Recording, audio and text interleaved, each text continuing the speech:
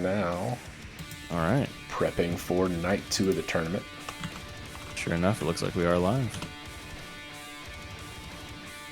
I'll try to drop a link for some people.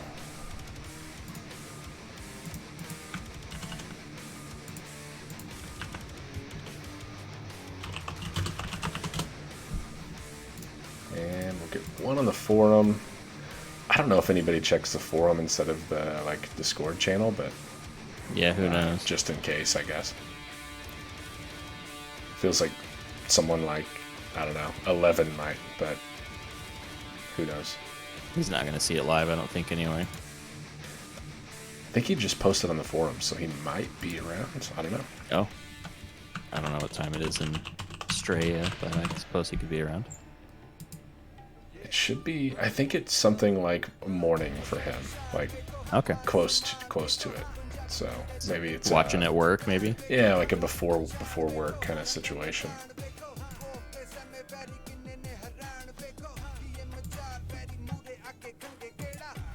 Chat, I'm watching, so holler if I'm too loud, too quiet. We're trying that again. We're trying to tweak it. So yeah, we tweaked a few things. So definitely give us a heads up on that, because I think the chat told us it was fine last night, and then yeah, it was hella loud. So we determined it was not as good as we would have liked. So cool. I was clipping and shit last night, so I was not happy with that quality. Yeah, Hattie and Nomad both say we're good to go. So okay. Hopefully we're good to go.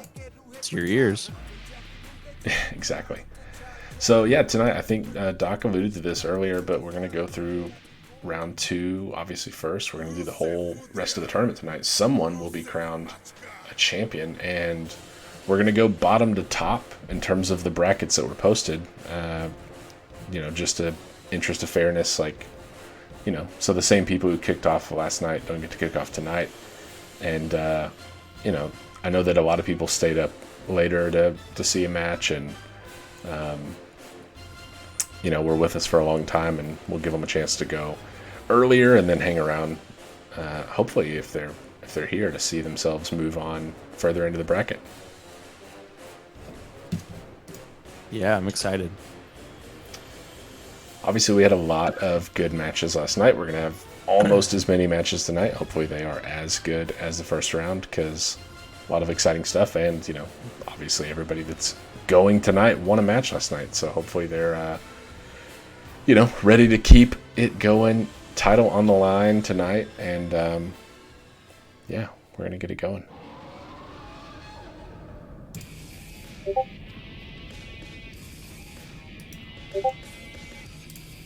Toggle that over. So working top to bottom, or bottom to top, I guess. The literal opposite of what we're doing. We've got the Boulder and Sankari.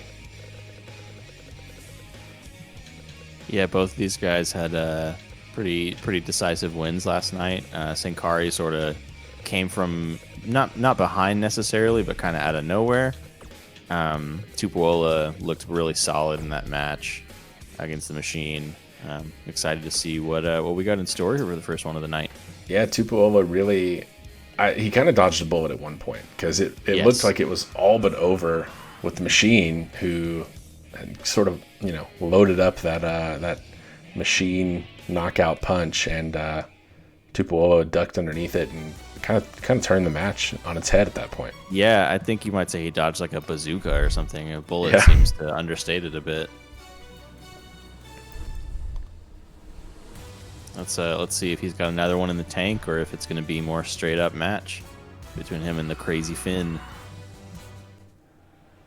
It's our first match once again back in Dallas, Texas. The Boulder taking on Kiho Sankari. First match of the night. The following contest is scheduled for one fall, making his way to the ring from Kona, Hawaii. We've got some familiarity now with everybody going tonight. We've at least got one match under their belt. A couple more for someone like Triple G, who we've seen before. Yeah. It's nice to be a little bit more informed. Any picks for this first matchup? I don't know. This one's going to be interesting. These two guys, obviously, we've only seen them in one match each. I think Tupuola looked really solid. His match with the Machine, you did, like you said, he did dodge a bullet, but I think that was a pretty even match for a good chunk of it. Sankari, meanwhile, came from behind, but he really did kind of turn that match on a dime. So I think both of these guys could be dangerous even from sort of a down position. So I don't know. We may be in for a surprise here. You never know. I think what's interesting is that the Boulder, just by luck of the draw here, is kind of ended up going up against two strikers for his first two matches. It's true, yeah. He actually, fared okay against the Machine, but really, like we've said, he ducked underneath the punch that could have ended the match. So yeah, it could be the same thing. Can Sankari land one of those, finishing blows, or is the Boulder going to get out of the way of it? And last night we saw him go up against someone who was an inch taller than him, a 275-pound heavyweight.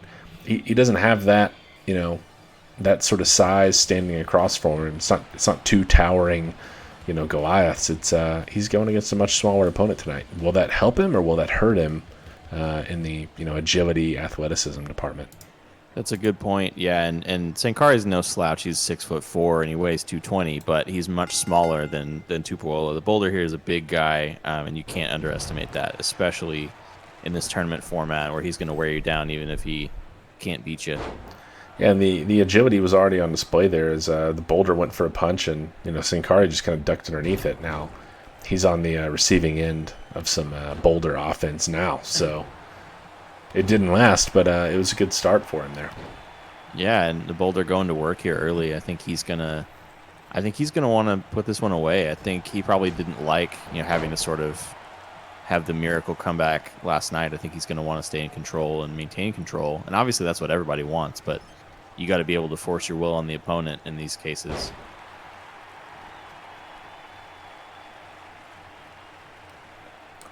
Off to a good start here so far, but a nice counter, and Sankari lifts the 380-pound Boulder over. That for is a no nice small feat. Backdrop there.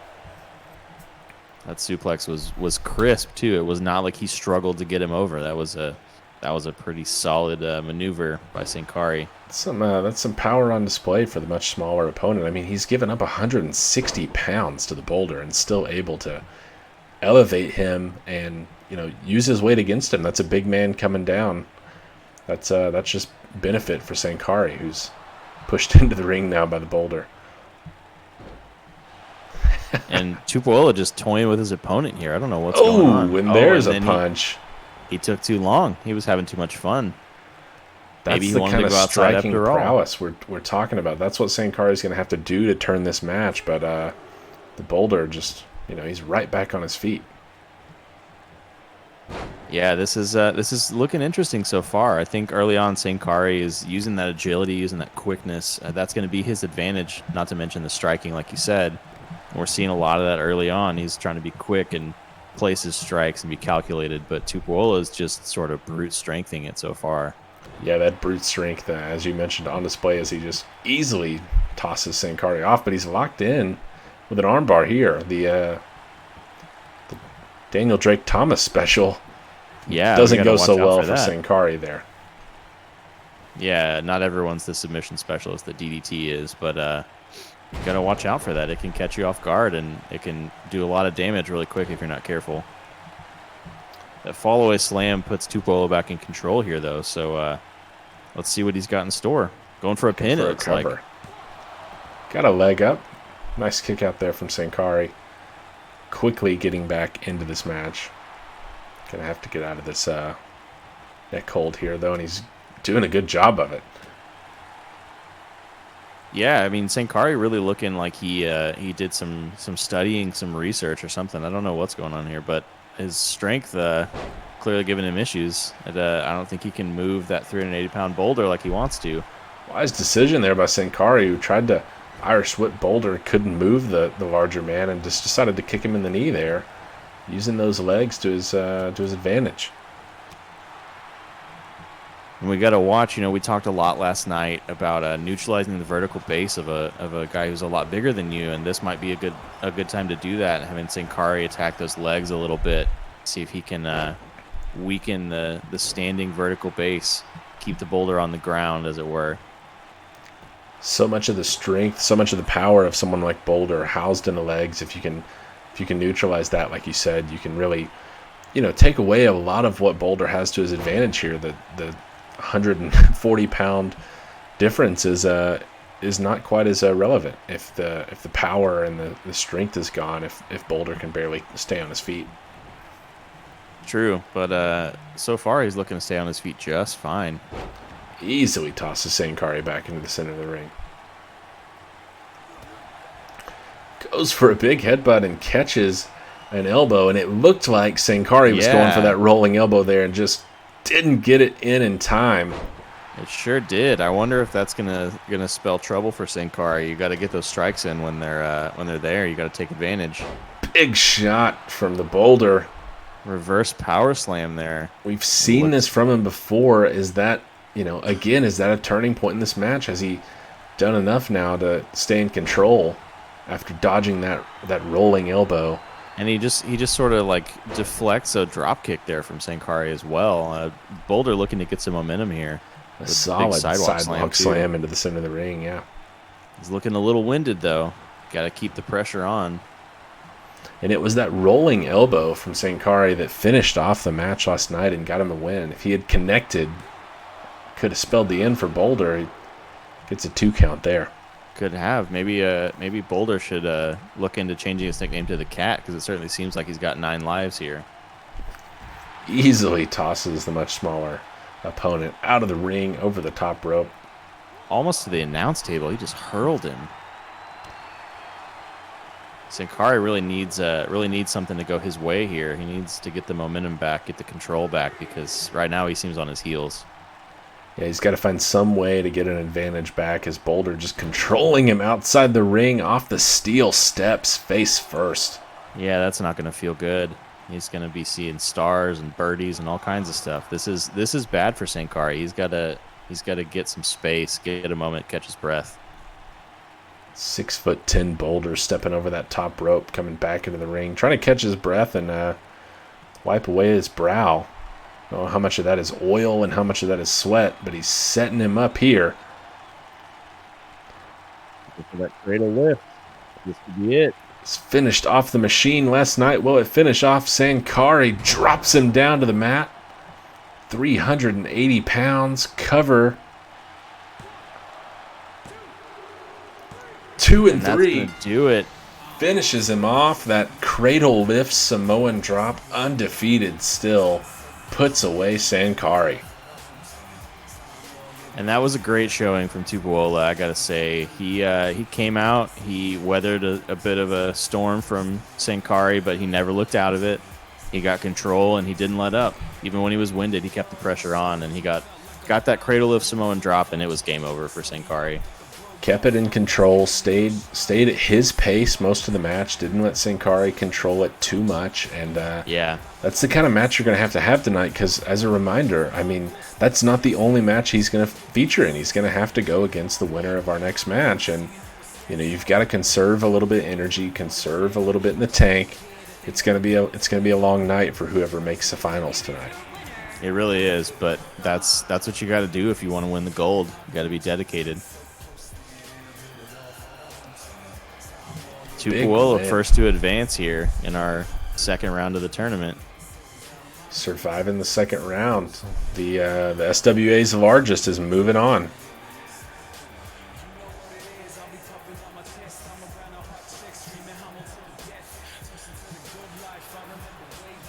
Just got to hope we got enough body oil left for him to wrestle a couple more matches at this pace. That's for sure. Some momentum on his side. Apologies in advance. We'll see if that's enough momentum to keep the Boulder rolling downhill and unstoppable.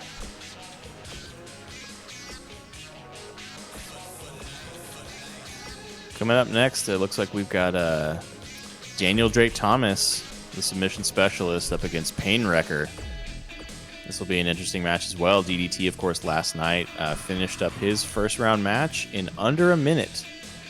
54 seconds, the official clock. He put the entire SWA on notice in that match. We talked about before, he's a submission specialist, and he does not mess around. And he really showed us what's what in that match. He came out strong. We talked about, we had 15 matches ended in a pinfall last night. Only one in a submission, and it was Thomas, and it was a dominant performance. And Truly. He really salvaged the night for some of the other submission specialists who had showings that they weren't quite as proud of. And Thomas, came out and showed that it is a viable strategy, and if you employ it right, you can walk out of there a victor and in quick fashion. Yeah, and I think we're going to look for more of the same from him tonight. I don't think there's any reason to change up what he's doing. If it ain't broke, don't fix it, and that was definitely not broke. For sure for Thomas. I mean, he had the bar none most dominant performance last night. And if he can keep that going tonight, it's going to be an easy walk to the finals. But I don't know if he can finish matches in under a minute all night long tonight. I think he's going to have some tougher competition. I mean, a reminder, everyone here he's going to face, they've made their way through at least one match.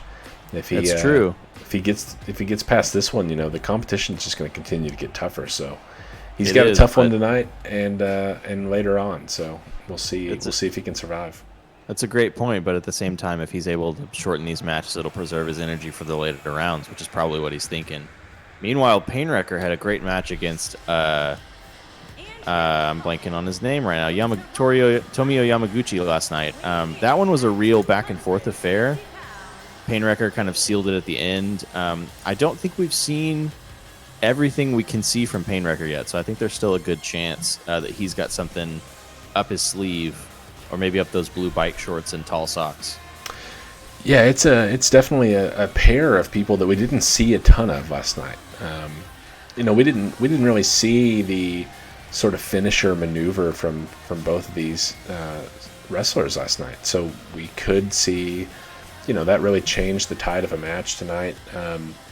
As you said, like a little bit of a back and forth, but Painwrecker was one that showed, and there was a couple of these last night, they showed that they could take a beating and keep on going, and that it didn't take a lot of their offense to put someone away. And I think that's a dangerous combination in this tournament. Indeed. I think he showed that if you underestimate him, it could be a problem, and that's a thing you don't want to do in this tournament, because all of these superstars are talented and can put you away if you give them the chance. We'll see what he's got tonight. See if he can avoid the technical submission offense of Daniel Drake Thomas, who's going to be looking to get out of the way of that brainbuster, out of the way of that kill switch. The Iranian Painwrecker going up against Daniel Drake Thomas, whose location still unknown. It's true. He's from a little bit of everywhere. And Thomas was out of the gates hot, and Painwrecker wisely ducked underneath. But now here we go, getting kind of technical early. This is what Thomas is going to want to do. He's going to want to slow it down. He's going to be technical. He's going to want to target body parts, cause a lot of discomfort, a lot of pain. Already and working then he's on the left arm here. Could be, working towards an armbar again, but Painwrecker, trying to get out of it. But look at the technical stylings of Daniel Drake Thomas. He immediately counters out of that hold and into one of his own. Yeah, DDT knows what he's doing here. This is his wheelhouse. You don't want to let him do this, because he's going to wear you down. He's starting off on a strong note here. And he's focused heavily on the left arm of Painwrecker. It'll be interesting to see if he can lock in something more dangerous as he continues to work on the left arm, now on the neck and head here of Painwrecker.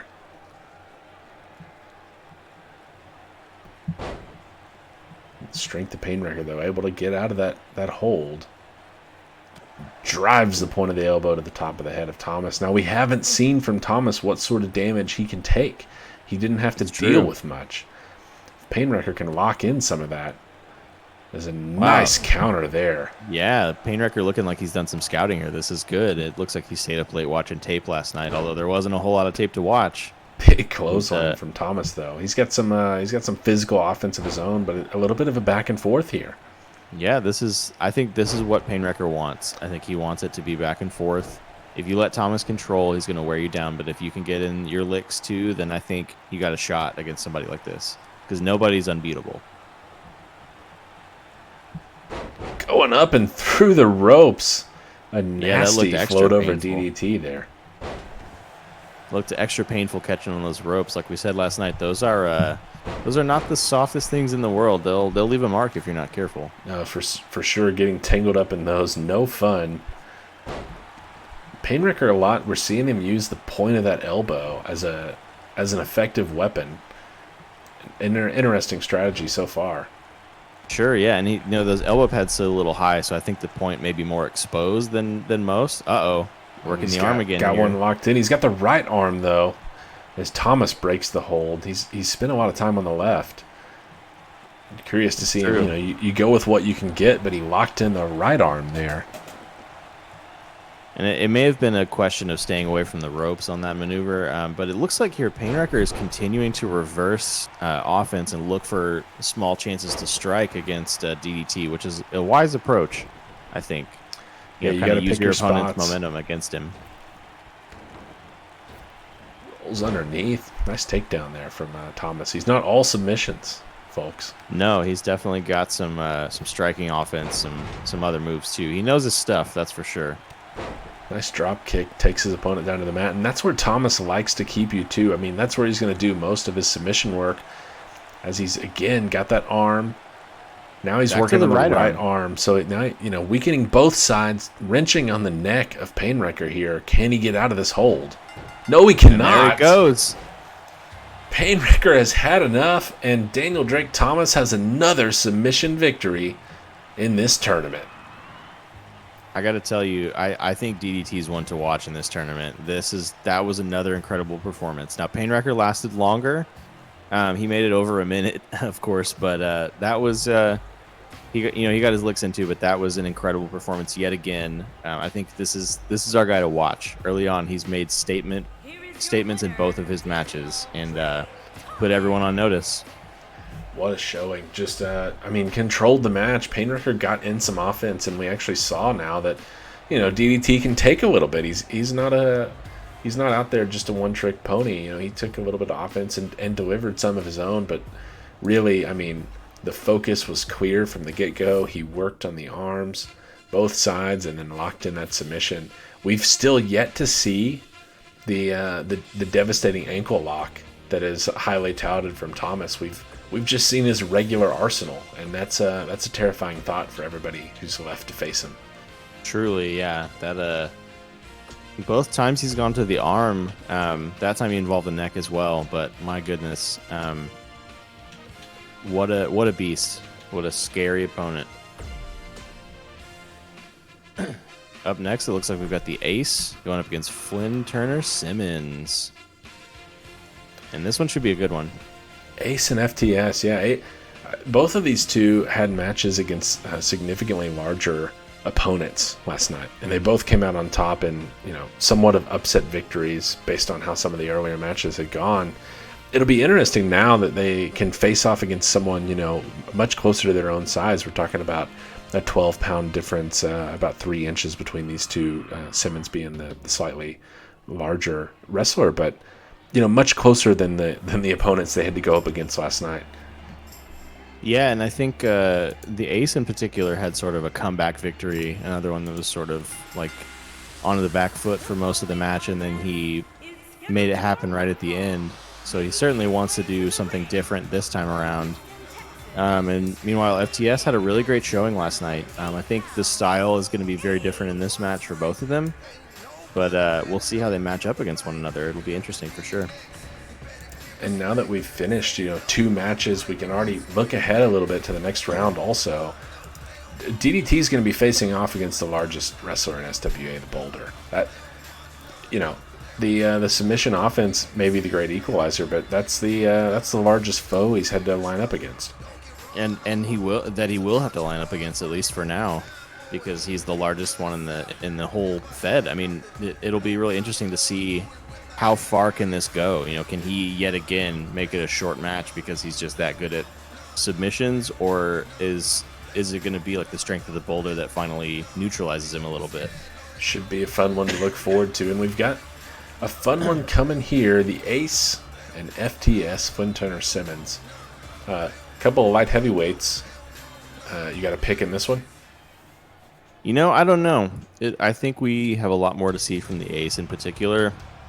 Like I said, he wasn't in control for the majority of his match last night, and I think that was a bit of a surprise to him. I think he planned to kind of come out and really get his stuff in, but he just couldn't do it for most of the match.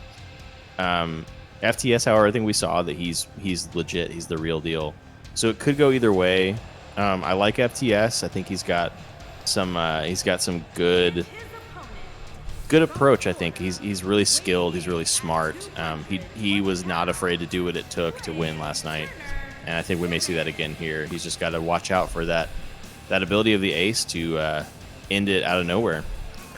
Yeah, if I'm making a pick tonight, I think it's FTS in this match. And the Ace had a good showing.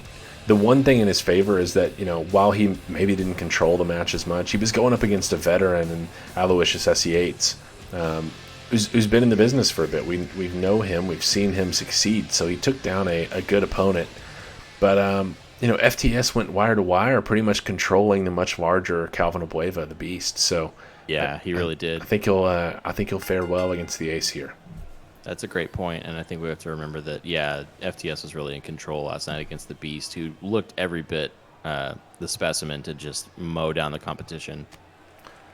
Oh, and as the ref breaks him up, the Ace taking his licks here, throwing in a punch in the corner. Yeah, he's not afraid to bend the rules a little bit. We saw him using the ropes to help him with a pin last night. He's not afraid to do what he's got to do to win, and you got to respect that. Hey, if you can get away with it, why not in the name of winning a match, and not only that, advancing in a tournament, having a chance at the SWA World Championship. You want to be the champ. Yeah, exactly. You got to do whatever it takes, and a lot of these guys are willing to go as far as necessary.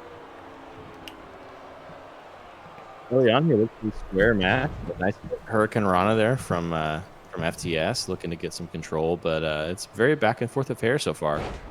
Yeah, the Ace is in control right now, having a good showing so far, and if he can keep this up, it could be a quick match for him. Definitely, I don't think he heard what I said, but perhaps he's feeling a little slighted. Maybe so. I mean, I imagine we were not the only ones to doubt him after that showing last night. I think he's got more to show us, but I wouldn't blame some of the fans if they were a little skeptical after what they saw last night. Some might even dare to think he got lucky, and he's here to prove them wrong, I think. FTS going for a cover here. It's going to get a 1 count, nothing more. Yeah, so we saw a lot of these early pins last night, and we were a little curious and a little skeptical of the approach, but I think tonight it's going to be even more important because the winner of this tournament is going to have to fight through several opponents to claim that title, and so you need to save all your energy here. It's going to wear people down really, really hard. FTS using that top turnbuckle to his advantage.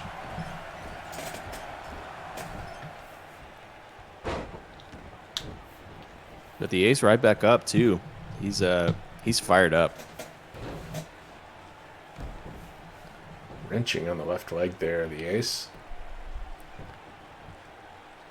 Gets him center of the ring, making sure he's right where he wants him. Plenty of room to operate here.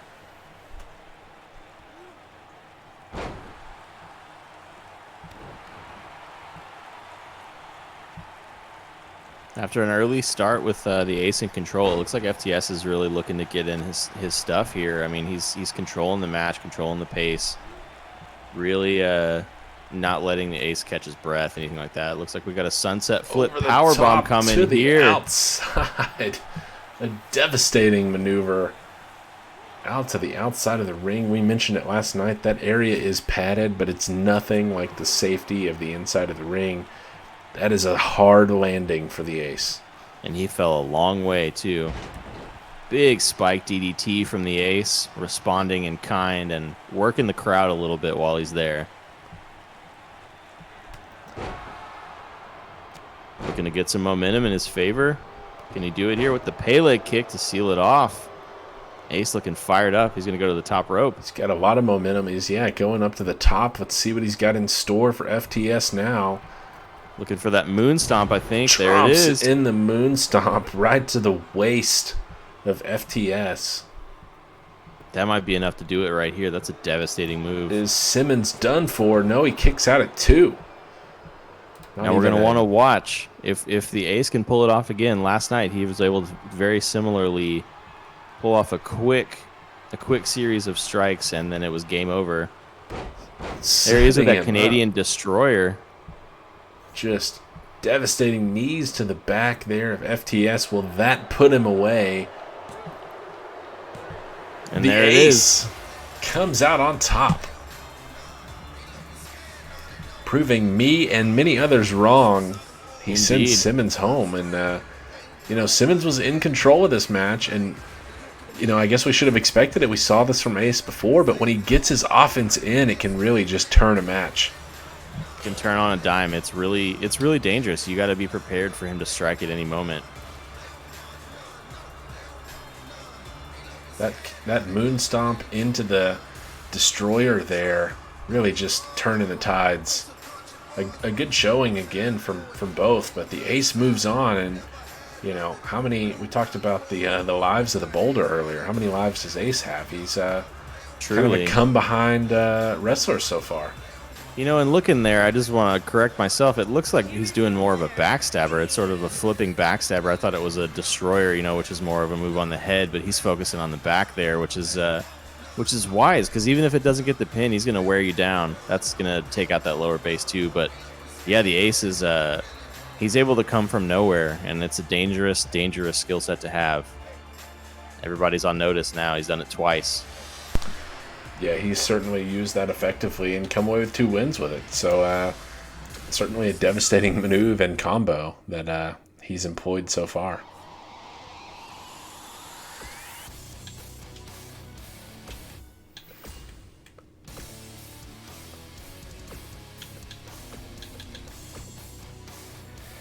That friendly shout out to Mr. Brody Lee. This is one of his themes when he was still in the WWE. Yes, indeed. So next up, it looks like we got Corey Quinn and Yasuke Bozeman. The sharpshooter, Corey Quinn. Talk about a close matchup size-wise. We're talking about 215 versus 216. 1 pound of difference between these two light heavyweights. Yeah, and we'll see if Quinn's tired from last night. He really went to war with his own brother in that first round matchup, but man, what a match it was. Yeah, and was busted open by Jamie Quinn also. So we'll see, if that head is still, susceptible to that tonight. Is it going to be easier for Bozeman to open him up? Yeah, I think that was really the turning point of the match, honestly. He got busted open, and something changed in his eyes, and from then on, it was game over. Corey Quinn was in control from that moment on. Put his brother away soundly, and with a lot of deliberate purpose. That was kind of the moment where he said, "No, I'm not losing to you tonight." And we'll see if he has that same kind of fire tonight. He's going to need it against Yasuke Bozeman. He certainly seems to have that mentality, making his way to the ring. It's all business. It's let's get this thing going. He's fired up. He's ready to go. And if he can land, a couple of those springboard cutters like he did to his own brother, yeah, he can put away a match in a hurry. He really can. Yeah, it was. They kind of, that move is complex to pull off, but it seemed like it came out of nowhere. It was really surprising. Meanwhile, on the other side, Bozeman had a pretty comfortable match against Art Vandelay. I don't think he, wore himself out too much. He had to work at it, but it was not any sort of crazy event like some of these other folks have had.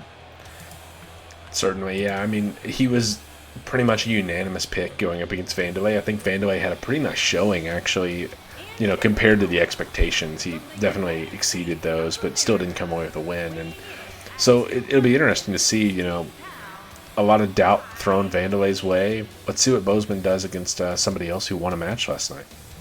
Sure, and someone who may maybe considered to be the favorite in this match. I don't know. It feels like the fans are really behind Corey Quinn in this one, so we'll see how Bozeman does as the underdog. Well, we already know at least 2 members of the roster are going to be on Corey Quinn's side, so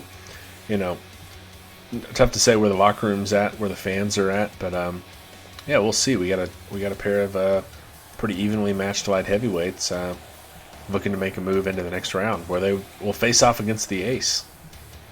Indeed, and that's going to be a tough matchup for either of these guys, but I'm sure that they're chomping at the bit to get the chance.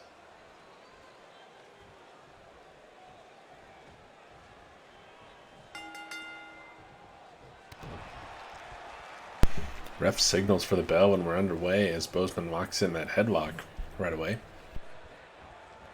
Yeah, I think despite their similar size, I think Quinn's got a couple inches on him, and I think I think Bozeman's gonna want to kind of work him down, kind of wear him out, maybe catch him off guard if he can here. I think that's the way to go.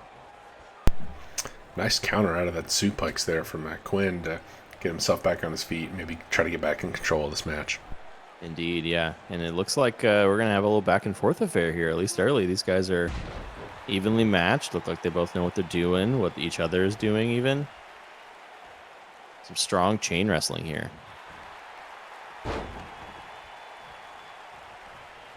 Strength on display for both, and there's that kneeling DDT. Down to the mat goes Bozeman. Again with the counter. These two are really going tit for tat here.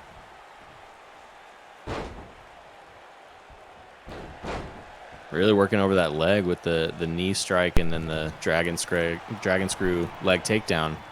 Goes for a cover but can't get a count. And, we saw that from Quinn last night as well, that back and forth. And we thought that was a result of being familiar with his brother. But, maybe he's just, doing some intense scouting on the full roster. Could be. And maybe he likes the challenge. Maybe he's trying to do some things that'll make it a little harder for himself. I don't know why you would do that and risk your title shot, but some of these guys are crazy, man. Oh, that big apron leg drop over the top rope. Saw that move from Bozeman last night, used to success, and he employs it here once again.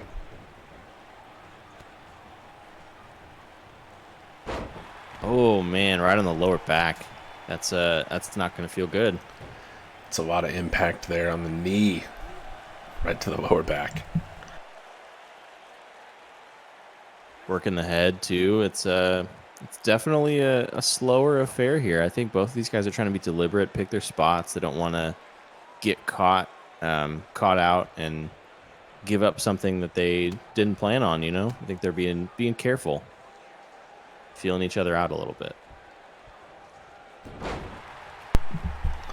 Well, for Bozeman last night, it was that Kirifuda driver that really sealed the deal for him, and curious to see if he'll be able to lock that in, combo Corey Quinn into some offense and submission. Maybe a leaping knee, man, right to the face. It looks like Bozeman's, maybe losing his grip here a little bit. Quinn's taking control, and you don't want to let him steamroll you too much. He's going to the top rope. Gonna see something scary here. Wow, the Swanton bomb. That's a pretty big man coming off the top rope, so a high risk, high impact maneuver from Quinn. A nice backhand and a chop. He's throwing the strikes too. He's showing us a little bit of everything here. He sure is, and now he's working the corners. See if we can hit all 4 corners, and he's sizing him up. Man, Quinn looks confident here. Let's see what he's gonna do. There we go, and busted him open too. Sure enough, we got blood in this one. And he's going for the cover right away. Probably a smart decision, but no, Bozeman gets out at about 2.5. See, we saw a new move there from Quinn. That was his sit-out butterfly facebuster, which is another move he likes to finish people off with, but Bozeman was having none of it. Blood or no, Bozeman is not done yet.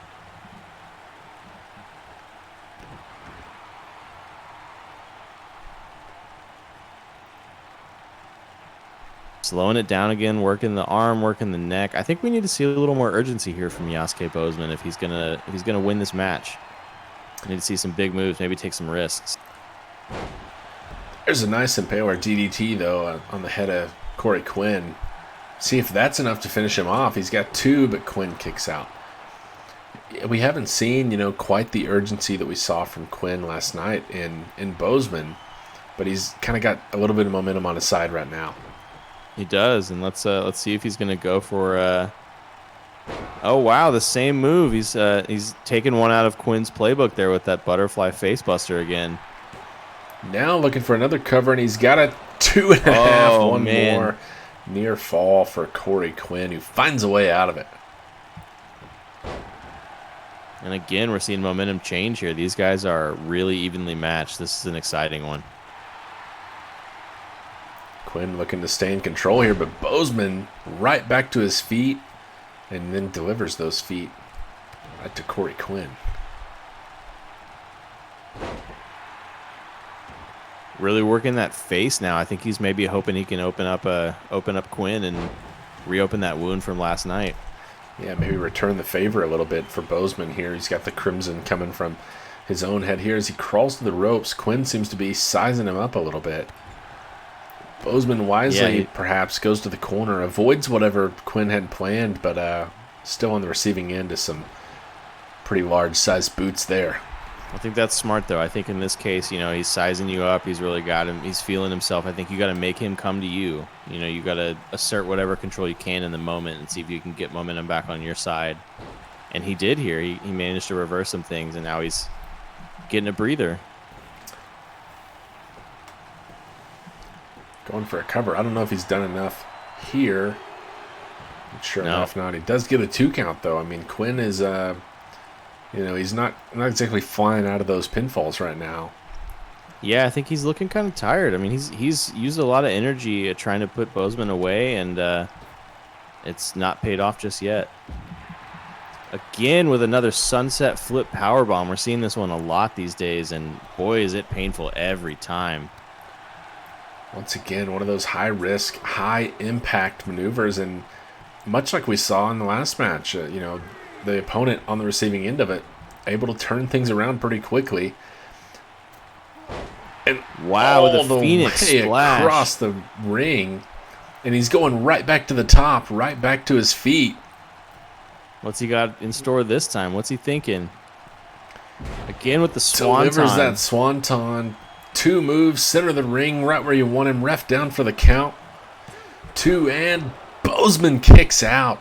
Bozeman will not give up. He's determined here, and this is going to take something special from Corey Quinn. And Quinn is looking to finish it off here. Going for that facebuster again.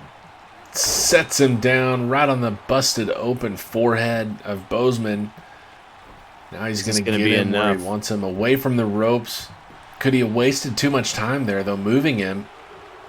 No, he's got him. Corey Quinn moving on. A great match between those two. Well balanced between the two of them. Yeah, what a performance from both superstars. I think Quinn in particular looked great. He managed to dictate a lot of the flow of the match, and even when he was down, he was not out. But mad respect to Bozeman. He was never giving up. You really had to put him away in this one. He was there till the end, fought till that last bell. Yeah, and a good showing for the, maybe fan favorite Corey Quinn moving on into the next round.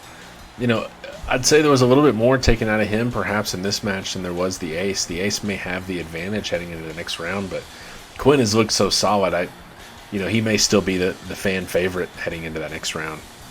Indeed, and he'll match up against the Ace, who's another opponent who just refuses to go away. If we're going to see Corey Quinn move on, we'll have a through line here.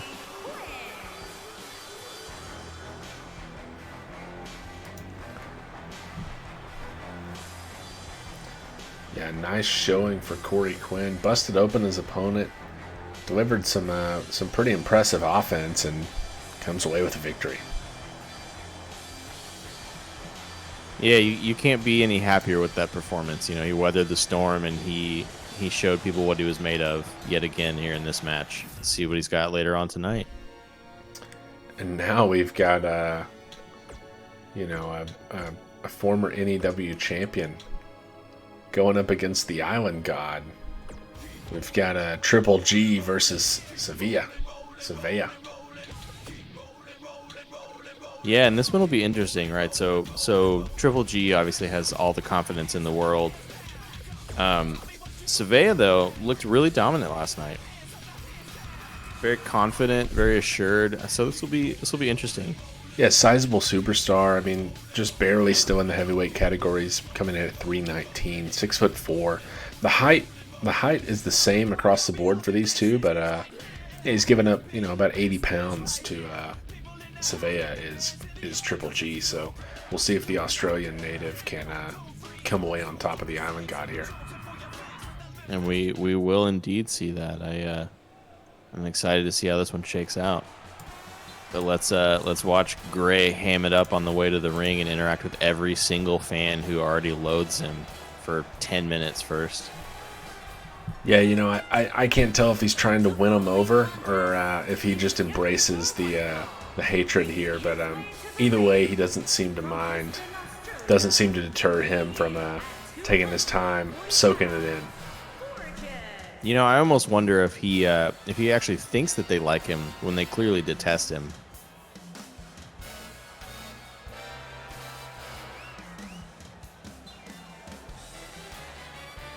You know, I'm just going to go take a nap and let me know when he gets to the ring. Wake me up. Yeah, he's certainly going to take his time here.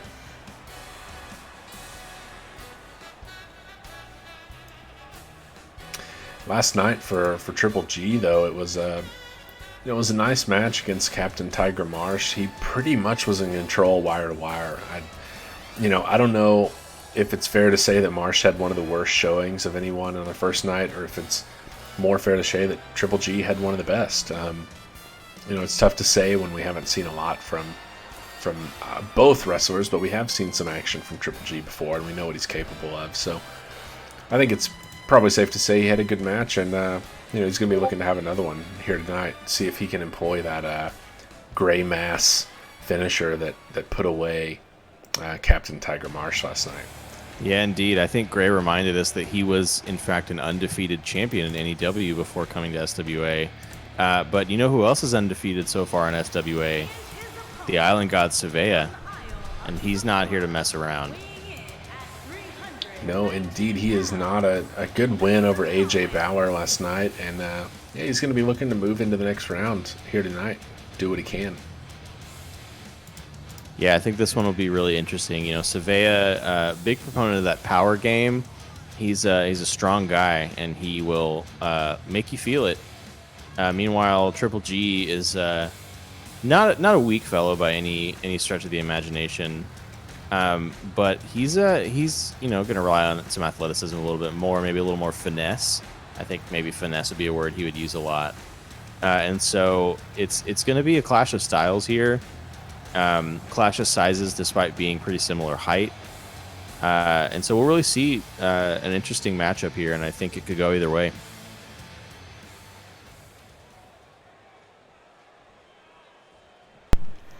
Well, we're about to be underway here as one of these two will be looking to move into the next round and one step closer to the SWA World Championship. Triple G thinks better about trying to lift the Island God there, and Island God takes him right to the mat. Yeah, big flatliner, just dropping him on that pretty Botoxed face.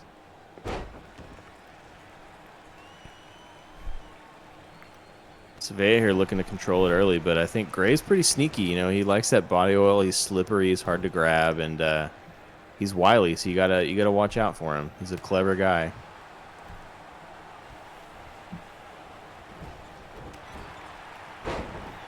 Using the environment to his advantage a little bit there. Probably wise against the larger Sevilla. Yeah, I think the environment is your friend in any sort of matchup where you're a little undersized in one way or another. I think you got to use what's available to you, and a guy like Gray is going to be resourceful in that way. But also, he's got some chops. Yeah, big chop in the corner. Not going to be enough there, and also that leaping knee strike that he delivered. Solid impact move to the chin of Sevilla. Beginning of the chin, he's working that head again. Stretch the neck out a little bit, and this can be really uncomfortable if they cinch it in right.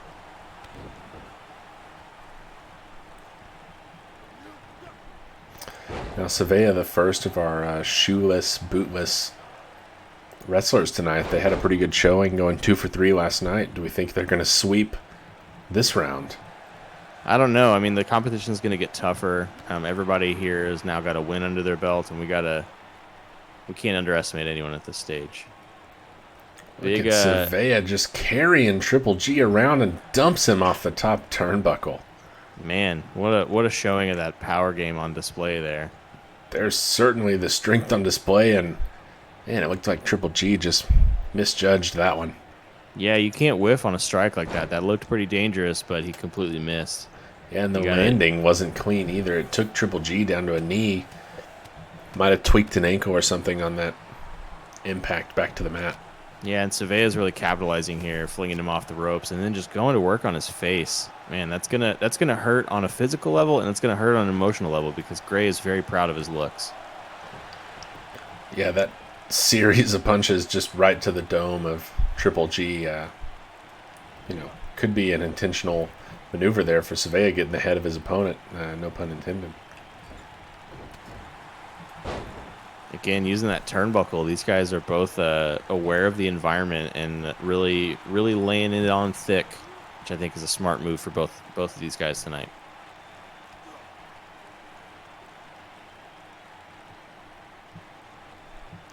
Triple G getting out of this headlock here. That one, yeah. Went for some kind of rolling strike there, but no dice. Takes the big man over the top rope to the outside, and a good opportunity to catch his breath a little bit here. I like that he's going right for him though, not taking a moment, not gonna waste any time. Take the fight to him. That's what you got to do in this situation. Not enough speed on some of these strike attempts from Triple G. He needs to land the offense, but Savea keeps catching him before he can deliver the impact. Yeah, a bit of a back and forth affair here. This is fun for the fans for sure, but it's got to be frustrating as a wrestler. You're competing, you train, you have all of these things planned, and you just can't get the control you need to really do what you're trying to do. Once again, Triple G willing his opponent back into the ring, and then goes for just a strike that took too long, and Savea capitalizes. Yeah, and that jumping kick there really putting Triple G out on his feet. Took Triple G right to the mat. I mean, as he put him out here. Oh, only 2 count there. He looked out on his feet, but I guess he's got something left in the tank. I don't know what else Savea's going to have to do to put him away. Nice counter there into a nice DDT and right into a cover as Triple G, the ref, taking a second to respond. He's got a 2 and a 3 count. Triple G out of nowhere turns that match around. My goodness. I told you he's wily, he's slippery, he's clever. My goodness. Sneaky bastard indeed. That DDT right into a cover, and even with a slight delay from the ref who wasn't expecting that so quick, he still gets a 3 count. An incredible showing really from Savea as well, but I mean Triple G, what can you say? He was just waiting. He maybe he was playing possum, I don't know, but that was an incredible turn of events to end this match. Yeah, it really looked like this match was Savea's all the way, and just the Impaler DDT, he crawled right over into the cover, and as you see it here, just gets the 3 count clean. The Island God never even a chance at getting out of that one. What a win for Triple G, who moves on to the next round. Yeah, he's looking to get another title belt around his waist. We'll see if he ends up becoming Garrison 2 belts at this rate. Rumor has it that he still has the old NEW title in his house somewhere. Does seem like the type that would keep that around, show it to everyone that comes over in his house, and really still be kind of living in that moment. Oh, most certainly, even though that company has been shuttered for months now.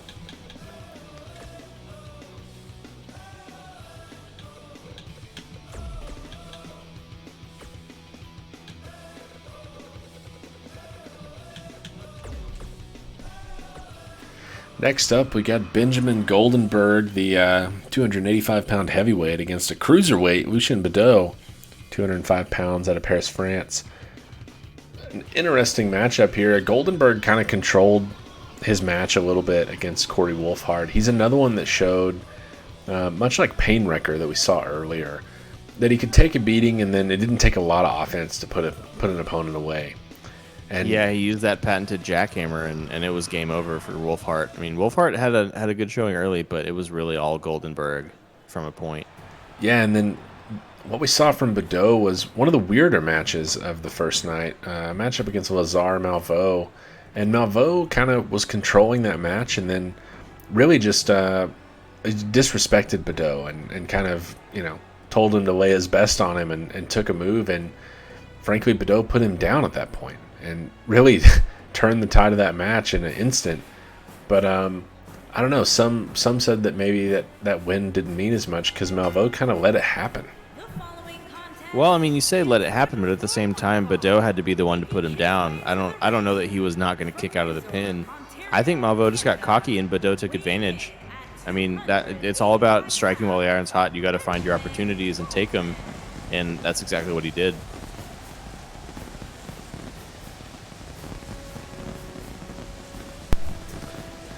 Benjamin Goldenberg, once again, just standing in the pyro. This is a man that isn't phased by much, and it's, it might take that to take down Badeau here, who, proved that his offense can end a match. Yeah, and we'll see if Goldenberg looks to come out and control, or if he's going to kind of sit on the back foot and feel it out a little bit more. I think he knows that he can turn it on when he needs to, so, does he wait a little bit, kind of see what's going on, or is he just going to come out hot?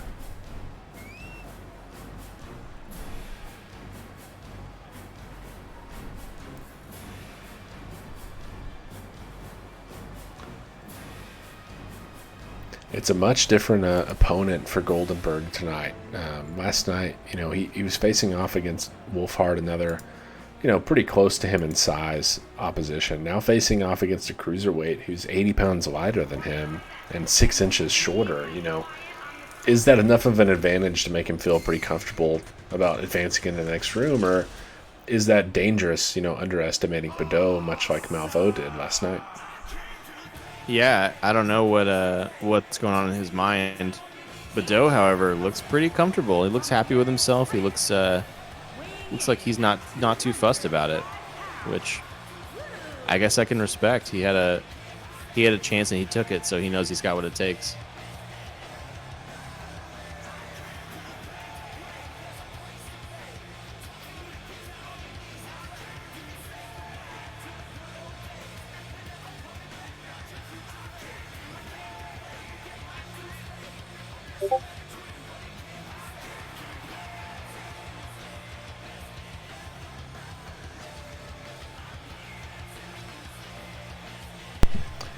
Badeau looks fired up and ready to go, so hopefully he can bring his best, and Goldenberg can bring his best, and we can really settle a match here, see who's going into the next round.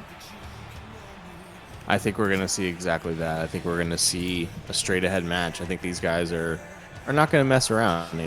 They both want the title, and they know that they've got to get through their opponent to do it. So I think they're as ready as we are, and we should just get to it. Yeah, it's step 2 along the path so far for them, but step 1 of tonight, a night that could be a long night for whoever ends up the champion. And right into that, there's the strength. There's the power of Goldenberg just pressing Badeau above his head. Yeah, that press slam right into a nerve hold. Man, he's showcasing the power. He's going to wear him down. He's going to take that feeling out of Badeau's arm, make it harder for him to get his moves in. But Badeau, right back at it, showing, it's not going to be a squash match here. He's going to put up a fight, perhaps. Well, that's certainly his hope, but if he's not careful, Goldenberg could put this one away early. Yeah, he doesn't want to be on the end of too many of those power moves from Benjamin Goldenberg. Big back suplex there from Goldenberg as well. Again, just the height on that. For such a small guy, he's falling from a long way up.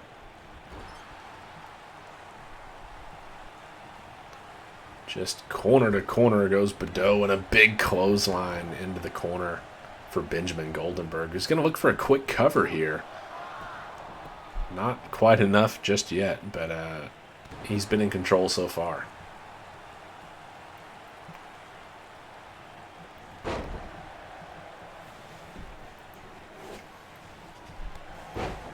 So with a big drop kick, but he can't knock him off his feet. Oh, and he's caught by Goldenberg, who stayed on his feet into that Fez press. Handful of punches to the face of Lucian Bedeau. And now he's playing to the crowd.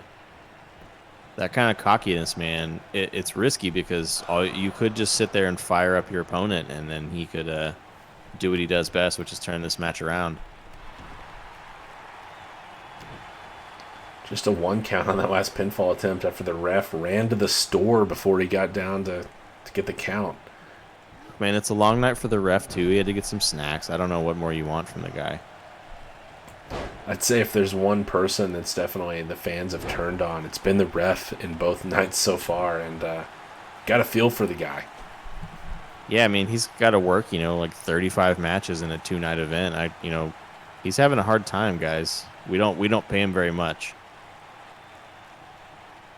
But Joe with an interesting strategy here to slow things down. It's really it's surprising that that's the direction he would go. I figured he'd want to speed it up. Big clothesline over the top rope, and out to the outside goes Bedeau. That one will hurt you.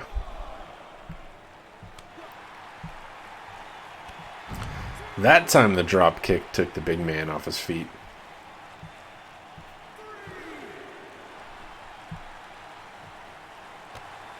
Can't maintain control for too long, though, as Goldenberg gets right back into it, it looks like. And right back into the ring they both go as well. Chop from Bedeau met with a kick from Goldenberg, and he seemed to win that exchange. Big suplex looking extra crispy tonight, too, man. Goldenberg's feeling it, and this looks like it could be the end. Taking him up and slamming him down. Big power bomb from the big superstar Benjamin Goldenberg. But Bedeau is back on his feet here. Not sure for how long, a few seconds. But not out just yet. Another big lariat, and now Goldenberg looking to end this thing, I think. He wants to close it out quickly here. But Bedeau counters out of it. That's a pretty big reversal there from the Paris native. It sure is, but can he capitalize? He's managed to reverse and counter just enough to stay alive, but he's got to get some offense in here if he wants to do anything. Big and there's running that last knee. Shot from Bedeau. That's going to be it. Put away Goldenberg. Is it the shot that ends it for him? Ref down for the count. He's got 2, and no. Kicked out. Got the shoulder up last second. That last shot, though, it's a dangerous one. Kind of comes out of nowhere if you're not prepared. And that's the way you can turn a match, as he locks in an armbar here. Hasn't quite done enough to get Goldenberg out, but if you get out of the way of an opponent's, finishing move and put one of your own in, that can really turn a match around in a hurry. It really can, and I think Goldenberg was lucky there to not have taken too much offense up to that point, because, that could have ended very differently. A couple of open-handed strikes here from Goldenberg, just getting mean about it now. Al really picked his spot there and just brutalizing him in the corner and tosses him like a rag doll across the ring.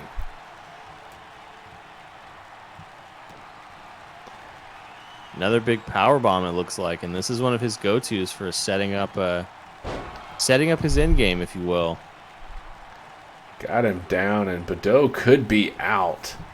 Is that enough for Goldenberg? No, Bedeau finds a way once more. And Goldenberg is going to be looking to put in, a jackhammer, a pile driver. Indeed, and here it is. That tombstone pile driver. Dumps him on his head. Looks like he busted him open. And he's not finished with him. Bringing him back to his feet. Not even a pinfall attempt. Goldenberg is not done. with Badeau, and that might be a mistake. Yeah, I think he maybe got a little too frustrated there. He's a little angry. This got personal. You gotta keep your head.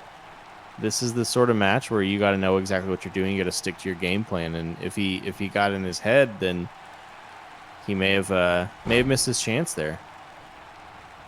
Looked like a great combination to put him away, and instead of even attempting it, going for more offense, and we'll see if that ends up working in his favor or not, but a bold strategy for sure from Benjamin Goldenberg.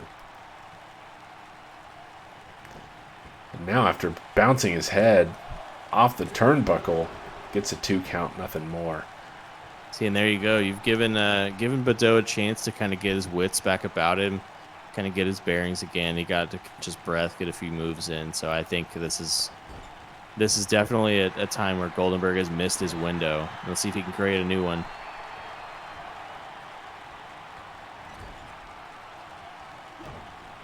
Back into the corner, but Badeau counters out of it. And now these two trying to trade blows, and I don't think you want to be on the other end of these strikes from Goldenberg if you're Lucien Badeau. No, he's looking quite fierce tonight. And back to the turnbuckle, and you can see, I mean, that cut is really opened up on Badeau, turning his face into a bit of a crimson mask there. I don't think Badeau can tell you where he is right now. I don't think he can see anything. Goldenberg got the top covered, but nothing on the legs, and Badeau is out once more, still on his feet somehow. And still getting in some offense. I don't know what he's got that's driving him like this, but my goodness, I guess it's just the desire to win.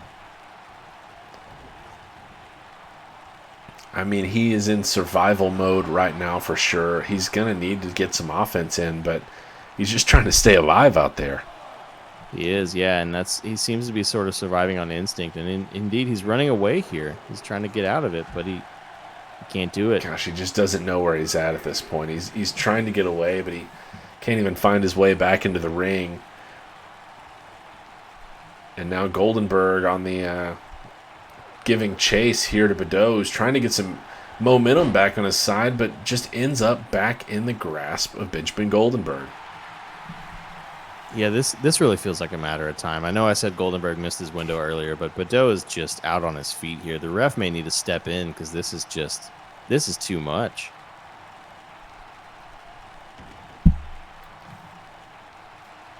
Doesn't feel like Badeau can have much left, that's for sure, as Goldenberg taking him up and slamming him down. That jackhammer, that ought to do it.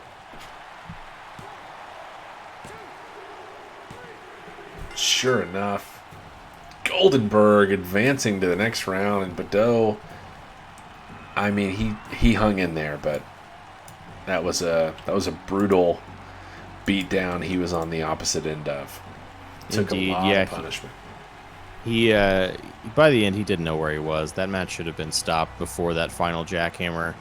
Badeau showed us that he's got great instincts. You know, he's got a survivalist mentality, but he had no chance against Goldenberg, who just came out and from bell to bell really showed us that he was in control and he was going to move on to the next round.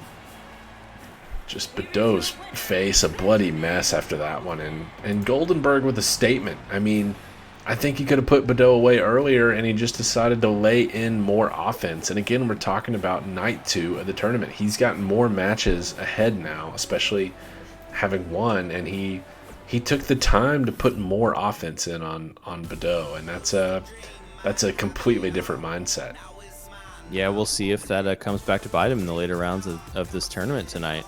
He was looking to punish his opponent there, and yeah, that's definitely a choice, and it ended up working out for him. But you know, I don't know if that's the way you want to go if you want to last long in this tournament. Yeah, he's definitely going to have to pick his spots more carefully going forward. Up next, it looks like we've got Nope, that's a fun. Right. No, it is not. That is not correct. Graphics department is wrong on that one. Next up, we got Diego Mercer versus Domingo Cervantes. Yep, and it's going to be an interesting match too. So Cervantes came out looking real strong. He controlled the match from bell to bell last night and really made a statement. Showed us what he was about.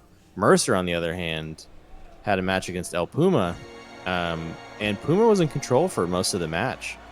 But at the last minute, Mercer was able to sort of rise from the ashes. Right, they call him the Phoenix, and he showed us exactly what was up with that because he came back from nowhere and. He put away Puma really quickly with that signature move, that signature offense, and so, I think that we've still got more to see from Mercer as well. Yeah, this is certainly not over yet here, and we've got 2 matches left in the first round. We've got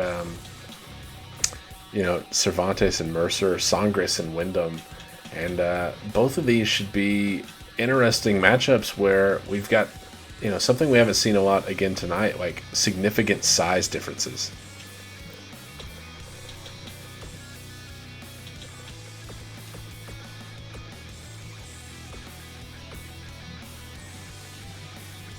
Apologies for the technical difficulties. We are getting that fixed real quick. Our graphics department, I don't know what they were thinking. Yeah, just pretty much firing everyone in that department. It's definitely what you got to do in that situation. But yeah, so who are you taking between Cervantes and Mercer here? I don't know. Like I said, I think that we've still got more to see from Mercer, but I think he showed us that he's capable of a lot. Cervantes, on the other hand, I think bell to bell just controlled the match. I think I like him. I think he looks like he's got that killer instinct. So I think in a pinch I'd have to go with Cervantes, but this one could really go either way. I'm excited to see who's really got what it takes to move on. Yeah, and we've got the matchup here. We talked a lot about the match last night where Mercer really was not in control most of that match, and the Phoenix nickname moniker was really accurate. And he sort of rose from the ashes against El Puma to get a win last night. Will he be able to do the same against the larger Domingo Cervantes, or, has he got his skill set, more tuned for this matchup? Yeah, I don't know. We'll see. Maybe he did some extra studying. Maybe he rested a little bit more last night. See if he can sort of assert some dominance earlier on in the match. But I mean, when you've got that sort of thing in your back pocket, that sort of comeback out of nowhere, that ability to, hit that handspring cutter out of nowhere and just put the match away. I wouldn't blame you for taking your time picking your spots, because like we saw last night with Puma was in control for the entire match, and then it was just over before he knew it. Yeah, and what's going to be interesting here, the last 2 matches in the first round, we have some significant size differences. But we're talking about a 6'9" Domingo Cervantes against a 5'8" Diego Mercer. We're talking about over a foot of height advantage for Cervantes, and that extends into things like reach. And that's going to be an issue for the Phoenix. That's going to be a problem, and that's not even considering the 140-pound difference between these two men. Yeah, I think Mercer probably wants to pick his spots here, because this is a big dude and he's not messing around. So he needs to avoid getting hit as much as he can, avoid getting tossed, because as we saw with that crucifix powerbomb from Cervantes, he'll throw you clear across the ring if you're not careful. Yeah, and he's going to be able to have his way. If he gets Mercer up into that position, he's going to be able to send him flying. And I'm sure there's going to be no love lost between these two Mexico natives. And his opponent, from Tijuana, Mexico, weighing in at 182 pounds, Diego Mercer.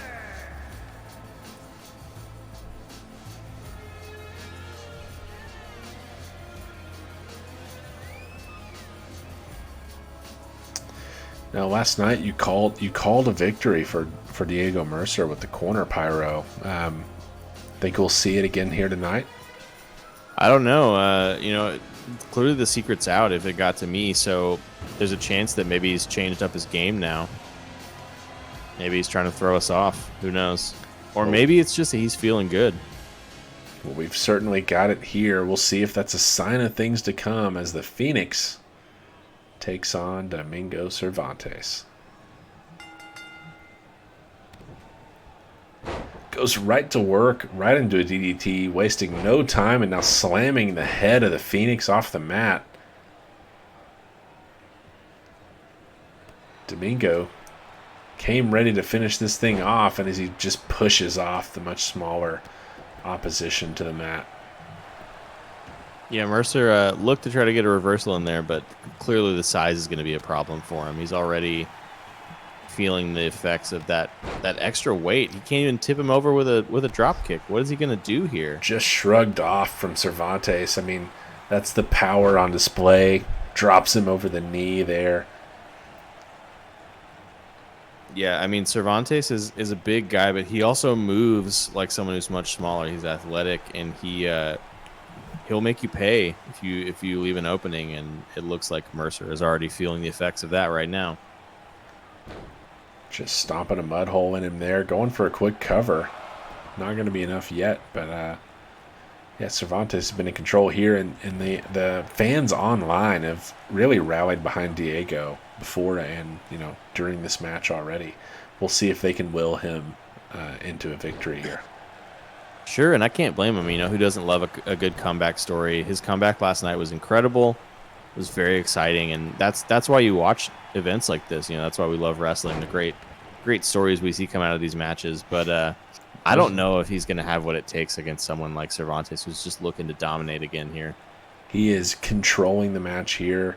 Mercer wisely rolled out of the ring to avoid some offense, but came back in and just caught a sidewalk slam right away.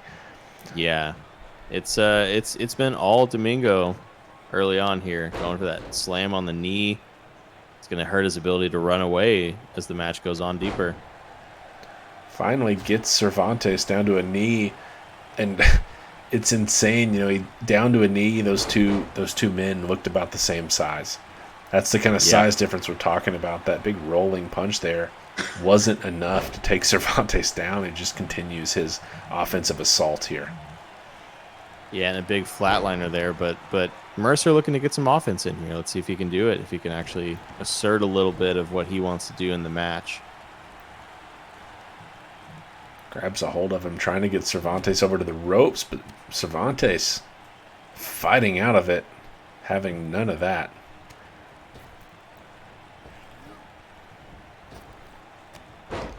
And just a big shoulder tackle just puts him right back on the mat. My goodness. Going for a cover once more. Is that enough for Cervantes? Not quite. But again, he's just using that mass, that power, the strength. Cervantes does not seem phased here. I think he's confident that he's got what it takes. Takes him over, dumps him off the top ropes there. Now wrenching on the neck of Diego Mercer, and this has just been one-sided so far, perhaps the most one-sided match of the night. And can Mercer get it turned around? I don't know at this rate. Here we go for a ride. Underneath. These three butterfly suplexes here. That's not much you can do in that situation. 1, 2, and 3 for Cervantes. Can he get a pinfall out of that, or is he done yet? Not quite. Locking in the Boston Crab, going to work on that lower Mercer back. trying to crawl his way to the ropes. Fights his way out. And that's a big boy to flip over with your leg strength like that. That's impressive. Some resiliency on display there for Mercer. That was a good attempt for. And now look, he's going into the single leg, but not a good position as Cervantes just grabs the ropes. Yep. Yeah, you got to be aware of where you're at all times in this ring. And Cervantes seems to be well aware of that, rolling out of the way of the danger there after grabbing the ropes before. Wise decision there for Domingo. Yeah, and using the snap mirror, really getting Cervantes to the mat, I think is a good strategy here for Mercer. But here we go. Goes Diego for a ride.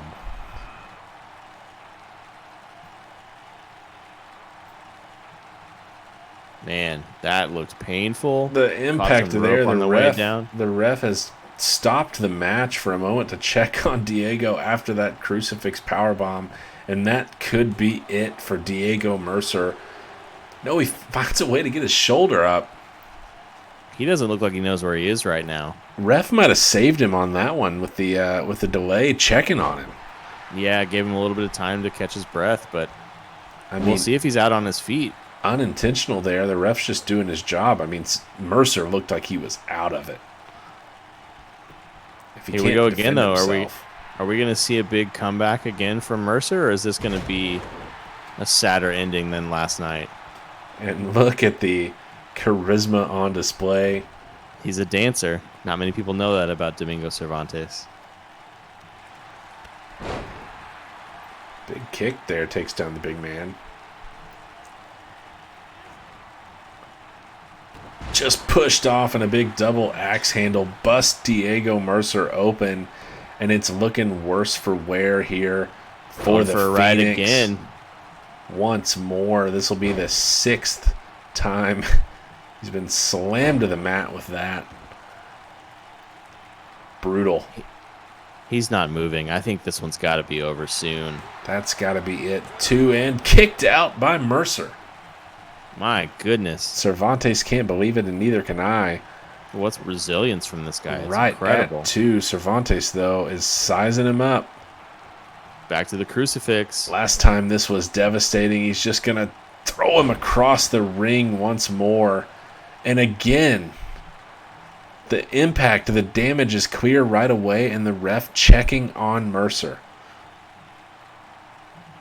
This ref, I mean, I understand he's doing his job, and Mercer really has taken a beating here, but if he's going to let the match continue, he's got to stop interfering and preventing Cervantes from getting a pin.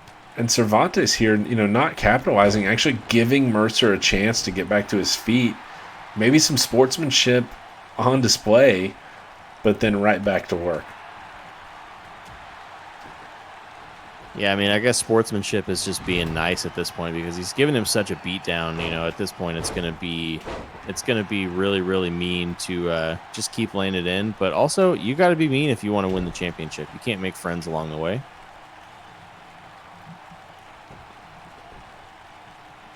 At some point, I'm thinking that the ref is just gonna have to step in to stop this match. Like this is just getting ugly. Yeah, I mean, the ref's job is, to protect both of these wrestlers here. So I understand that. But it's also at what point has the ref caused more damage to Mercer by not going for a cover after some of these moves?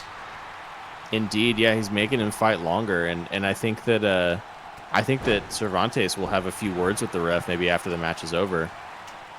And he's stopping it again. Once again, I mean, at what point do we have a technical knockout here? I mean, the ref has stopped this one 3 times to check on Mercer. Meanwhile, we got some lean with it, rock with it from Cervantes over in the corner. Clothesline there from Cervantes. Drops him over the back. Big back body drop, and that's a long way to fall when you're that tall. Oh, and right into that spine buster.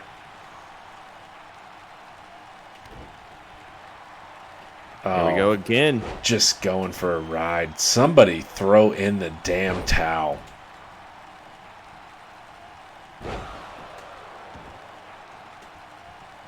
Mercer just lifeless in the center of the ring. If this doesn't do it, I'll be surprised. Holy, Diego Mercer does not want this match to end. I gotta commend him at this point. He keeps kicking out. He's just not fazed by anything. But like you gotta live to fight another day, man. This is too much. Has just taken a beating and continues trying to stay in. And look at this, the 3rd crucifix powerbomb. The ref letting it happen this time. Maybe this is the one. Can Mercer find a way again, or is he out? 2 and 3. Cervantes moves on after a brutal beatdown of Diego Mercer. That's a really interesting one, because I think Cervantes will be a little frustrated with that result despite winning, because that match should have been over several times, and he's had to expend a lot of energy to finally put Mercer away. just, I mean, I've never seen anything like it. The multiple stoppages to check on Mercer, and then Mercer finding a way to still keep kicking out after that. Yeah, it's crazy. I mean, like the ref and Mercer both were just, I guess, out for blood from Diego Mercer, and I mean, we got it, but like it wasn't enough that he was bleeding on his face.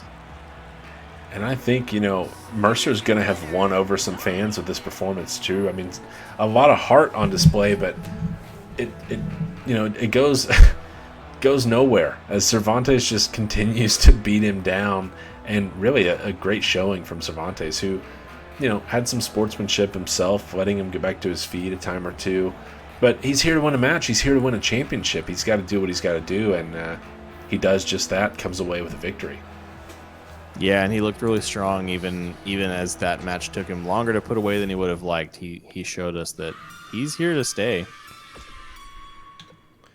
And he'll be paying close attention to this next match to see who his opponent is in the next round, as we've got another size difference battle here between Sangres and Warren Windham, the super heavyweight. Yeah, this is really the not even the penultimate, but the ultimate test of size difference, because Sangres is the smallest man on the roster by a large margin, and Windham is not the largest, but very, very close. So we're really gonna see, I think, what these guys are made of, because we got a clash of styles, clash of sizes, and it's gonna take a lot from Sangres here. We were talking about the 13-inch difference in the last round, the 140-pound difference between Diego and Domingo. Well, in this one, we're talking about, a solid 10 inches between the two. 5'6" for Sangres. And Windham's a big guy, 6'4", but he's not the towering giants of the SWA. And that's the size difference. We're still talking about nearly a foot between these two. But the real difference, the 137 marker for Sangres versus the 330 for the super heavyweight, we're talking about damn near 200 pounds difference between these two. Yeah, I mean, that's like a whole person. Many guys on the roster are at the sort of weight that is just the gap in these two guys. I mean, Sangres is a very small man. He's like child-sized. And Windham is a big fella. And simply the difference in weight between these two is 60 pounds heavier than Sangres. That's the kind of difference we're talking about here. Yeah, I honestly, I mean, Sangres surprised me last night. He had a great showing, but I don't know what he's going to be able to do to get Windham down.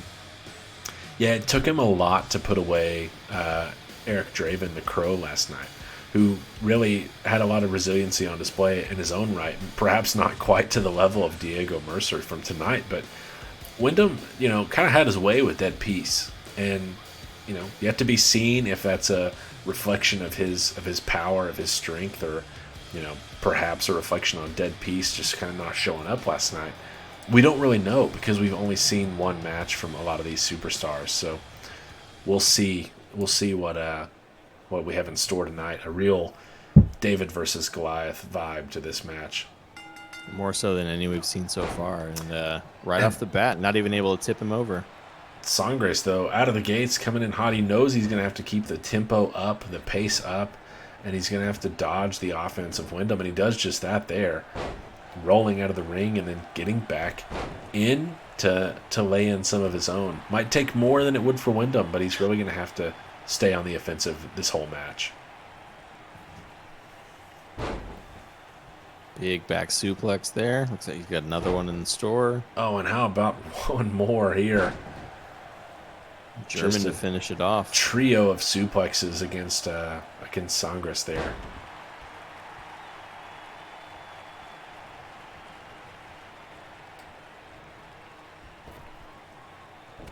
Big elbow drop from the big man.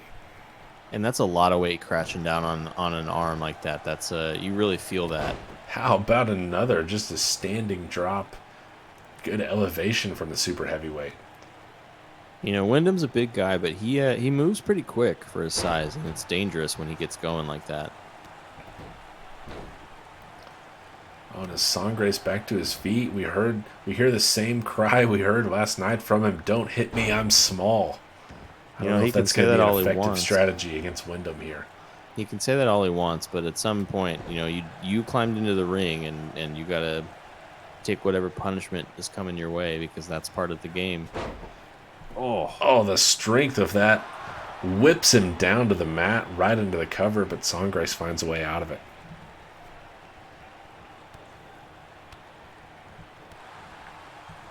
Working at that vertical base, and he's able to get him off his feet. It's a good sign for Sangres here. It's got a long way to go, but that's a good start. Right into a headlock, perhaps a good decision here. You know, wear down Wyndham here. Take away the ability for him to recover his breath. Take a chance to get your own back, but Wyndham counters into one of his own.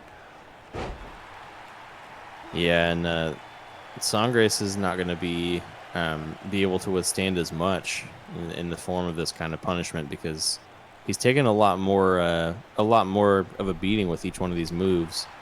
He's got to keep the tempo up, get a lot more strikes in, and really control this thing. But we'll see if he's able to do it. Big splash in the corner just flattens Sangres there. Yeah, he's looking like Flat Stanley now. I mean, he's paper thin. Oh, And there's the big splash. right into a cover. Is that it for Sangres? No, just a 1 count. A lot of fighting spirit left in him, but Wyndham is putting on a show so far. I gotta say, I'm very impressed though because that was not easy to do. He's got him in that pump handle hold into the Death Valley driver, right into a cover. Center of the ring where you want him, but Sangres has the shoulder up. Sangres not going down easy, but he's taking a lot of punishment. Can he respond here? He needs to get something going. Big boot there takes down Wyndham. Now Sangres looking to do something here. What's he got in mind? Oh, the big hip toss and Rolls the knee him over. strike. Drives that knee to the face of Wyndham, and does that put him out? Sangres with a chance here to put away Warren.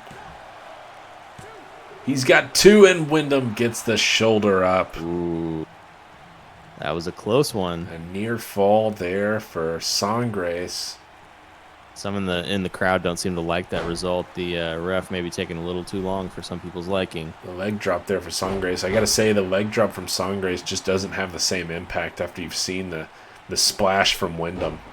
No, but that blockbuster, you know, he's starting to target some body parts. I think that's the right idea. Getting that knee strike to the head, I think that's maybe where you want to work. Wyndham trying to get some momentum back on his side. Big back body drop. Still setting him up for one more. Driven That to the spine buster mat. looked painful. And another spine buster for good measure. Just casually picking him up and throwing him down, but the dangerous feat of Sangres takes Wyndham back down to the mat. I gotta say, Sangres is really impressing me here. He keeps fighting another day. He's finding a way to slip out of holds and get a move in here or there, create a little bit of space. He's got to turn the tide somehow, though, if he wants to win this match. Oh no. Oh no, Wyndham up to the middle rope. That Wyndham bomb. Down on Man. Sangres, and that's got to be it. Man. Just 330 pounds, slamming down on him, pancaking him to the mat, and finishes the match. What a showing for the super heavyweight Warren Wyndham. That Wyndham bomb really just finishes off Sangres. We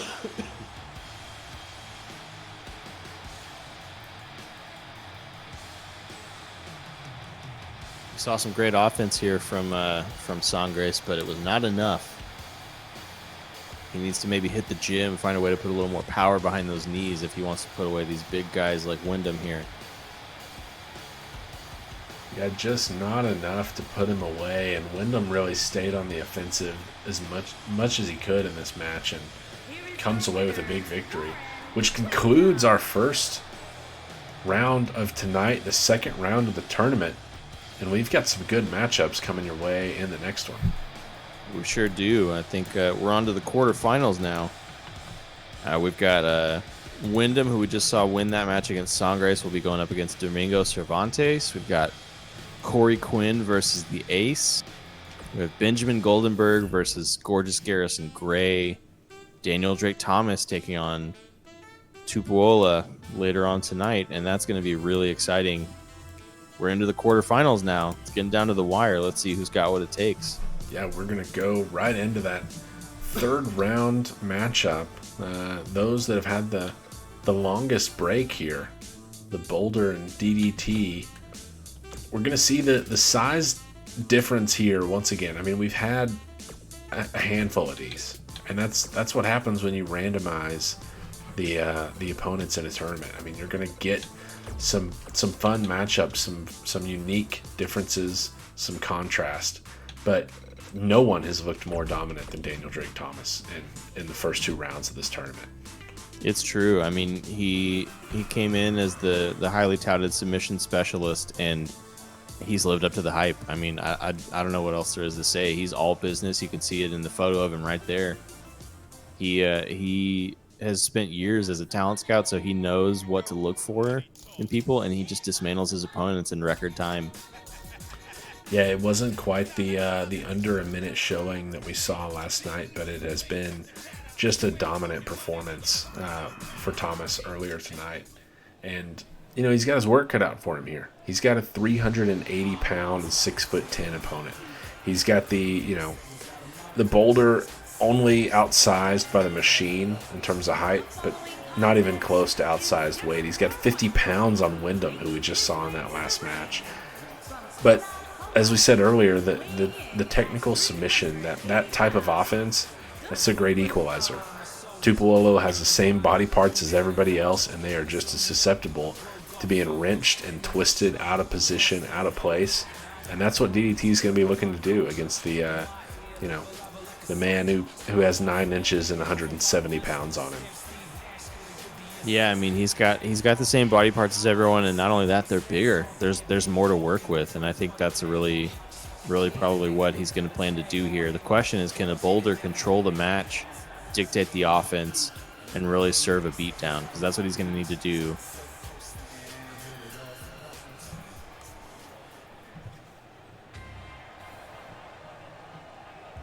Yeah, and we're talking about, semifinals here. From no place, First round. Quarterfinals. Yeah. at 210 pounds. Yeah, you're right. Exactly. Thomas. And yeah, we're moving straight into that, first quarterfinal matchup as we head towards the eventual SWA World Champion tonight, being crowned tonight at the end of this tournament. Sure, and then I think afterward that champion is going to go home and have a long nap because they will be very tired, having fought through so much competition to get here. But Yeah, we're here for the long haul. Well-deserved break indeed, and it could be one of these two in this match. We could be looking at, the first inaugural SWA champion. Could be the Boulder, could be DDT, the Fed. Two early favorites going head to head here. Quarterfinal matchup, round one. Let's get it going. Yeah, and it's a shame that it had to be this early. I'd love to see this later in the tournament, but it's exciting nonetheless. I'm excited to see what they've got in store.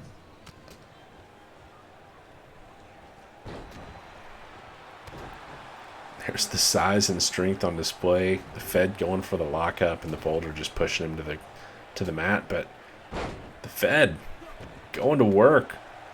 Sure enough, right away, going for that submission hold. He's working on the legs, going to take down that vertical base, maybe neutralize some of that height advantage. Hasn't done any damage to it yet, but wrenching on that left leg of the Boulder. And, we've seen him largely focus on the arms in the early rounds. And you can see the proficiency, the technical wisdom here as he goes for the legs of the much larger Boulder. Something we've talked about, this whole tournament, and he's doing just that. Yeah, he's experienced and it shows. He's smart, he's studied, and he knows what he needs to do. But the question is, will the Boulder let him execute, or is he gonna struggle to get his shots in? Because right now the Boulder looks to be in control. A lot of offense, a lot of heavy strikes from the Boulder, and that's what the Fed doesn't want to see here. Wants to be in control of the match like he has in the earlier rounds, and so far the Boulder just hasn't allowed that to happen. But here he catches him off the ropes, and maybe going to look to start wrenching on some body parts again. A little chain wrestling here. Rolls him up, a nice hold there, keeps him down on the mat, keeps his own base solid, and locking in that arm. This is what DDT likes to do. He likes to keep his opponent down on the mat, work around him, keep the this eliminates the size difference if the Boulder's laying on his back. Yeah, he's much shorter this way, and that's what you want. You know, you that way he's not looking down at you. You're in control, and he can't use that height to his advantage. Precision strike elbows to the top of the head of the Boulder, who's now fighting back to the feet, and just going right at him with the strength on full display. Working the arm a little bit himself, but more of a power game approach here. I appreciate this.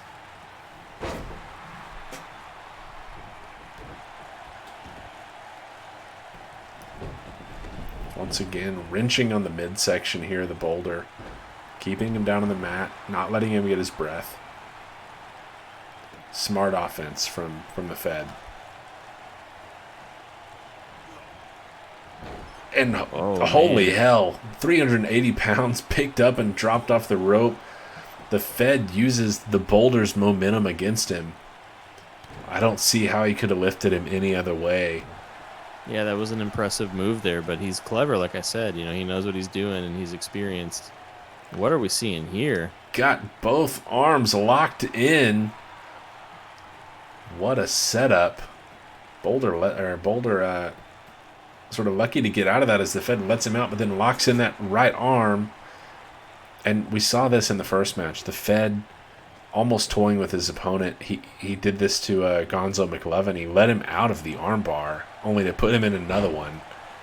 And, letting the Boulder out of some of these moves here, I don't know if that's wise.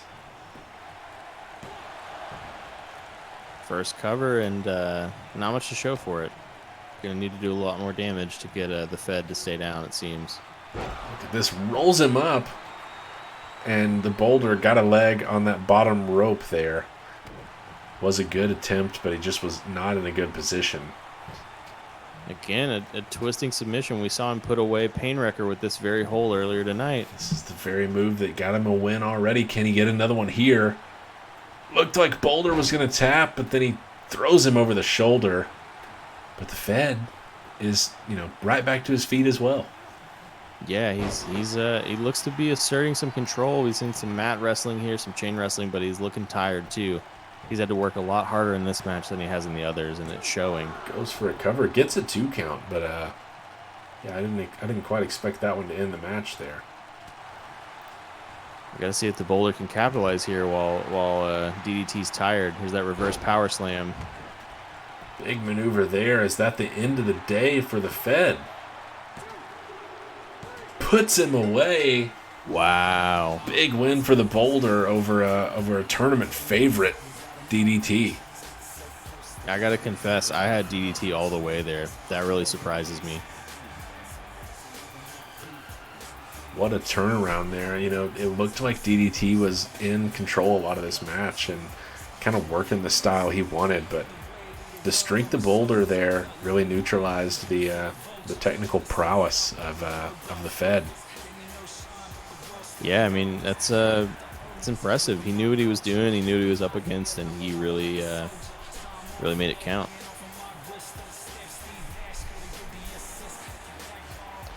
And what I think we didn't see from DDT in this one was there wasn't the focus on an individual part like he had in previous matches. It was a little more spread out, and maybe that's why he couldn't secure a submission over Boulder. And really just the size of Boulder, because it's tough to get him away from the ropes no matter where you get him locked in. You got to have him right in the center, otherwise he's not that far from being able to grab and get a rope break. Indeed, yeah, that really played to his advantage, just being as large as he is.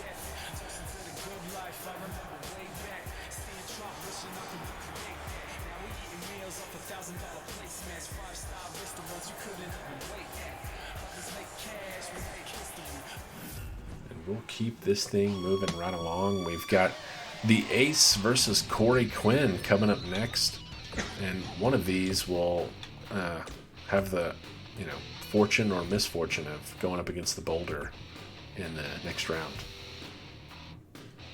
Indeed, yeah. I think these guys are probably both.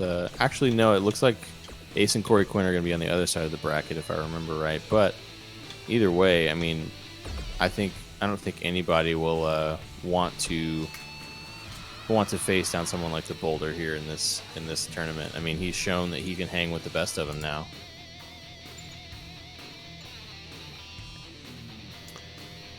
Yeah, I appreciate the correction. Tupuola will go up against the winner of Triple G and Goldenberg later on in the night.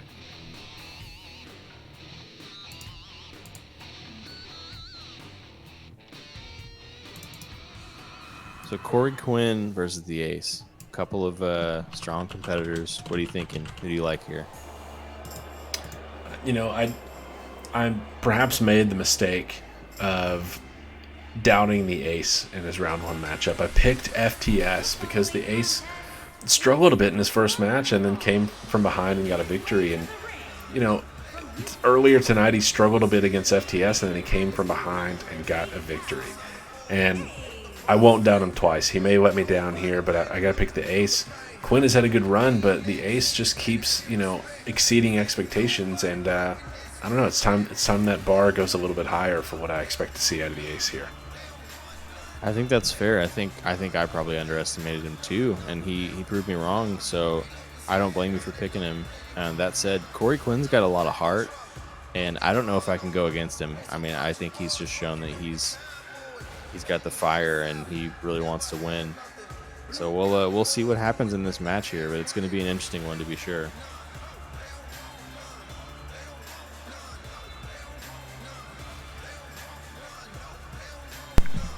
Yeah, for the Ace, it'll be curious to see if he can land that Event Horizon, that move that finished off his match earlier tonight.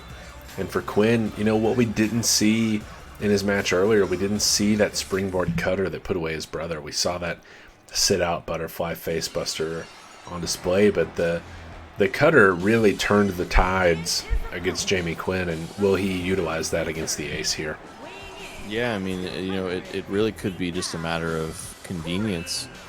I mean, he used that facebuster and it worked to great effect, but he's got the cutter in his pocket and he can pull it out of nowhere. So you got to watch for both. You got to really be prepared for that. Once again, just all business from Quinn, just straight to the ring. Let's get this thing going, and should be a good matchup here. A little red versus blue action.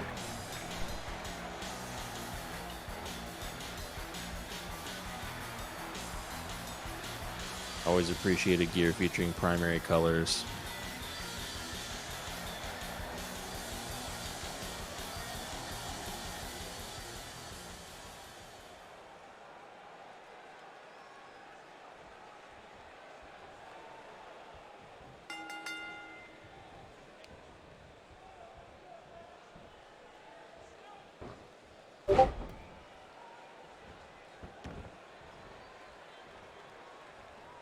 And right off the bat, it's looking like it might be even. Yeah, perhaps the Ace is not going to let himself come from behind this time and take the offensive right away. Big kick there. That one echoed around the arena. Yeah, I think the Ace is looking to come out a little more aggressively here, which is smart. I mean, we're getting so close now. He can start to taste the title belt. That competition is getting fierce, and so he's got to step up and rise up to the occasion.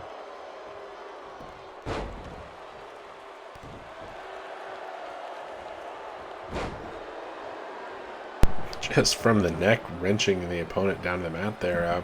Some nice strength on display from the Ace. Yeah, and I mean, he's got a bigger opponent here.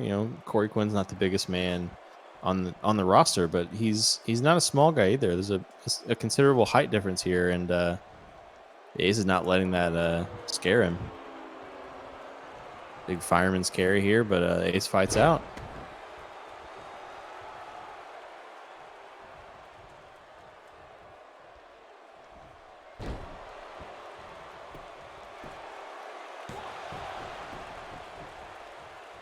and an early pin, but looks like there's nothing to show for it. So the Ace is gonna have to go to work a little bit more here with a big blockbuster. Yeah, not quite enough on offense Corey done Quinn. yet, but he's going up top. A little high risk, chance for a high reward. Lands it there. Big splash. They're both going to be feeling that one, but definitely Corey Quinn taking a beating here early.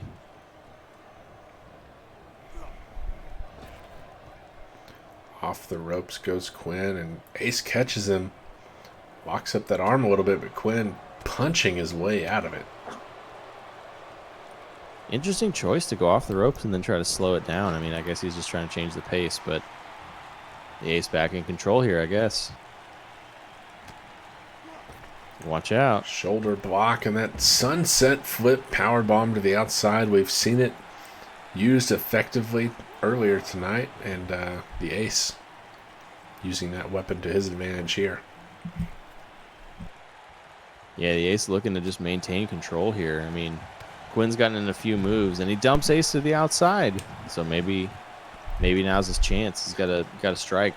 Both men taking a long trip to the outside floor. Not a fun one to make.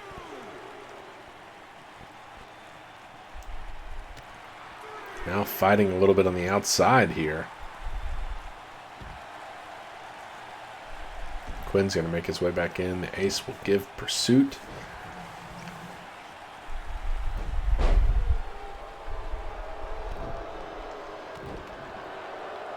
And the fans seem to have no interest in the Ace here. Definitely Yeah, but rallying behind Corey Quinn. I don't think that the Ace is worried about that in the slightest. With a big Northern Lights suplex there, and now he's going up top again. What's he thinking this time? Oh, is he going for that moon stomp? Yes, he is, and he lands it clean right to the stomach of Corey Quinn. Is that enough to put this one away? Not quite. But we've seen him use that. We've seen him go right into that Event Horizon. Could be looking for it here. Indeed, it looks like he is. It won him a match earlier. First to the stomach, then to the back. Is this it for Corey Quinn? The Ace moving on. Quick work of Corey Quinn there. An impressive showing by the Ace, showing us again that he is not to be taken lightly. Well, he certainly won't have me picking against him anymore. You know, doubted him earlier, and he just comes away in this round with a pretty decisive victory. Yeah, I mean, there's not much else you can say. That was pretty indicative that he's here to fight for this championship. He's not going to let anybody deter him. He's not going to let him, even himself, get in the way anymore. Coming out ready to battle. I mean, what we've seen so far is that combination has been just deadly.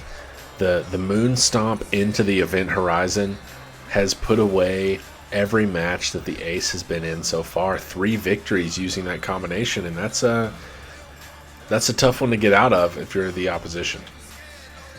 Indeed it is, and especially when he does them so quickly on the heels of each other like that. You know, he gets up from the moon stomp and right into that Event Horizon. It's just, you don't have a chance to respond.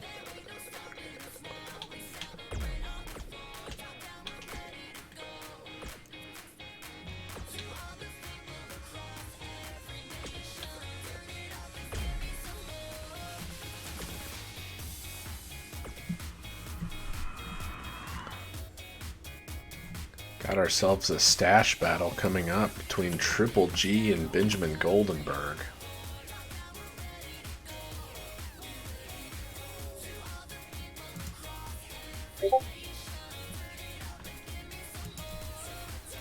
We've got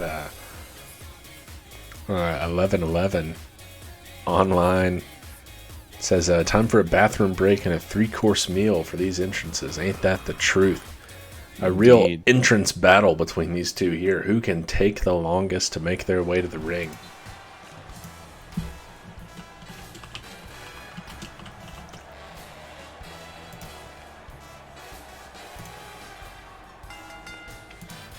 The following contest Gray slowly making his way, and he's out. He's out. Everyone in this tournament looking for a title, but Gray has had the taste of gold in the past, and he's looking for it here again. He may want it more than anyone else because he knows what it's like to hold it, and he's certainly going to revel in that moment if he gets the opportunity, much like he does here as he makes his way to the ring.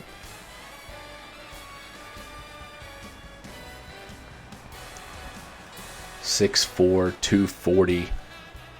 Pretty good sized wrestler here. He's trumped a little bit by Goldenberg, a 45-pound difference between the two. Goldenberg, a native of Canada, while Garrison Gray joins us all the way from Brisbane, Australia. He's going to be looking to utilize that Gray mass finisher, perhaps a figure 4 leg lock that he can lock in, but it's all power and aggression from Goldenberg. The tombstone pile driver and the jackhammer is what he will look to employ on Garrison.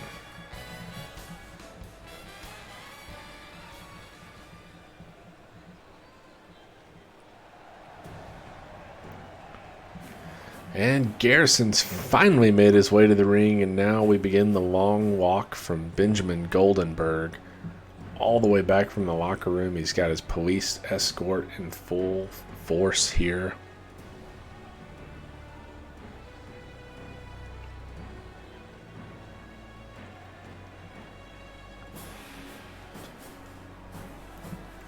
Crowd on their feet as they await his entrance. From Windsor, Ontario, Canada, weighing in at 285 pounds, Benjamin Goldenberg. 285, a heavyweight versus light heavyweight matchup. Coming at you here in about 30 minutes when Goldenberg gets to the ring. One of the final two matches here, the quarterfinals, we've already had. The Boulder, Tupuolo, made his way into the next round with a victory over the Fed, Daniel Drake Thomas. Thomas was a highly touted favorite in the tournament after some dominant wins in the first and second round, but was no match for the Boulder. 380-pound super heavyweight, standing at 6'10". He's going to have a significant size advantage against everyone on the roster, but he's definitely going to have one next round, as well as he faces off against the Ace, who we just saw take down Corey Quinn at 5'10", 208. We're talking about 180 pounds difference and a full foot between those two men.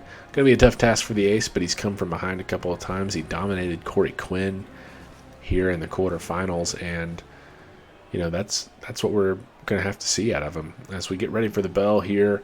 Goldenberg versus Triple G, gorgeous Garrison Gray. We're underway in this one. Nice takedown there from Triple G. Probably going to see a little bit more technical side out of Gray and a little bit more power and aggression from Goldenberg here.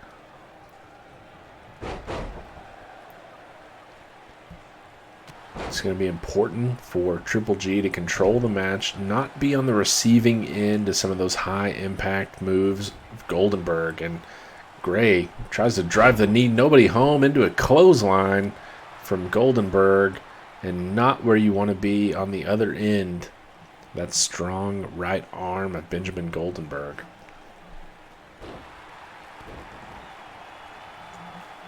Goldenberg already feeling it, trying to get the crowd behind him. I don't know if they're behind either one of these superstars here tonight. Nice float over DDT for Triple G, though, and Goldenberg rolling to the ropes to get himself up. Triple G kind of lets him get his bearings, and then straight right hand right to the face takes Goldenberg to the outside. Might be an opportunity here for Triple G to use his environment, neutralize some of the size of Goldenberg, but instead he rolls him back into the ring, and he's going to look for a cover. And the ref is just oblivious. A 1 count. Hell, if the ref had counted right away, that might have been a 4 count. Another big clothesline, though, from Goldenberg.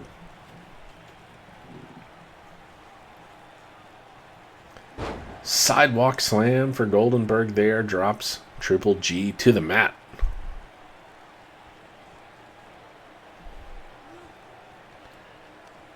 Nice counter by Triple G. Rising knee, and Enziguri only drops Goldenberg to a knee. It's kind of strength we're talking about. Those are two solid impacts. Couldn't take him off his feet. And another clothesline. This one over the top rope to the outside, and Triple G grabbing the back. That impact to the outside looked like it was painful. But he gets out of the grasp of Goldenberg and back into the ring. Triple G would be more than happy with a count-out DQ victory here. He's not going to get one, but we know that the style of victory not going to matter to Triple G. It seems to matter to Goldenberg, who refused to finish off his opponent earlier and instead opting for more offense. Ended up getting the win anyway, but Goldenberg, went out of his way to put some hurt on Lucien Badeau earlier.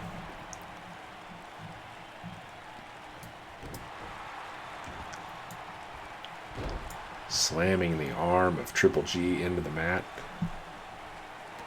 Picked him to his feet, and now he's looking to set him up here for one of those power bombs down to the mat. Is Triple G again on that lower back after being tossed to the outside. But look at Triple G here, countering his way back to his feet, trying to get something going, but he's just catches a punch to the ribs and another big clothesline from Goldenberg.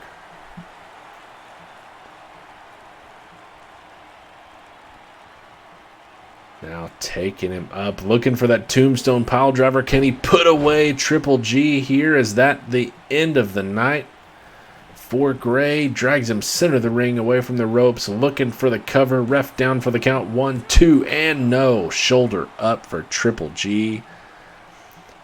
And Benjamin Goldberg can't believe it. Triple G kicking out of the tombstone pile driver and the power bomb. It's going to take a little bit more than that to put away Gray. Nice suplex there, just tossing Triple G over him. Gray's going to have to get something going here if he wants to turn this match around, but he's just been on the receiving end of a lot of high-powered offense from Benjamin Goldenberg. Dumped off the top rope. What does Triple G have left in the tank as Goldenberg goes for the cover here, and just barely gets the shoulder up. It looked like it was over for him. And gorgeous Garrison Gray finds a way to stay in this one. Floats over the top of that. Nice kick to the back of the leg. Can he get something going and turn the tides of this match? No, he catches another right from Benjamin Goldenberg, who has just stayed on the offensive this whole match.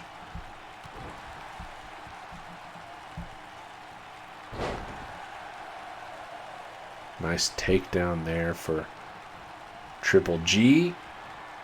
Looking for a suplex and lands one. Not too bad. Catching his breath, probably a good choice. He's taken a beating so far, but there's still match left. He's still alive. Going for a cover. I don't know if the suplex is enough to put away Goldenberg, but he does get a 2 count. Can't seem to believe it, although everyone in the crowd saw that one coming. Big chop from Triple G. And a nice series of punches right to the back of Goldenberg, and looking for the cover once more, but he gets a 1 count.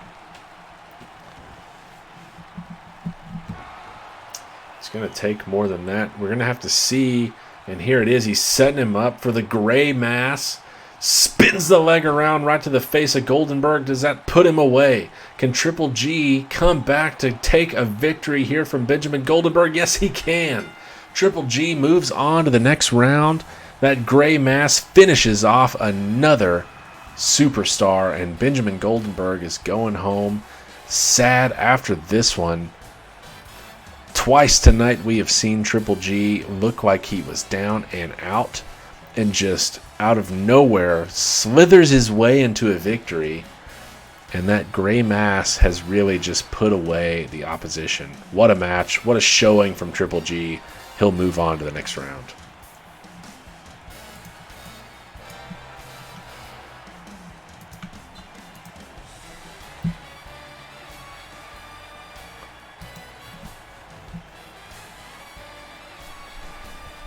So we see some highlights from some of the action there.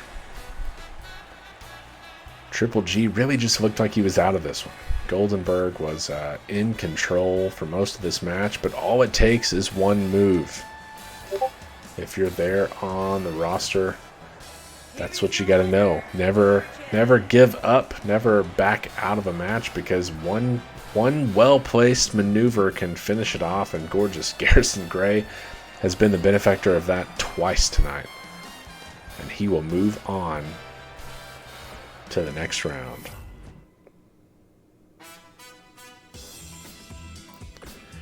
We've got one more match here in the quarterfinals, and should be a good one, as two superstars who will finally go up against someone in their own weight range, size range. They've had the advantage going so far.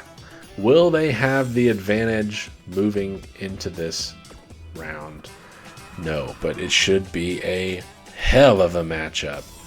Domingo Cervantes and Warren Windham.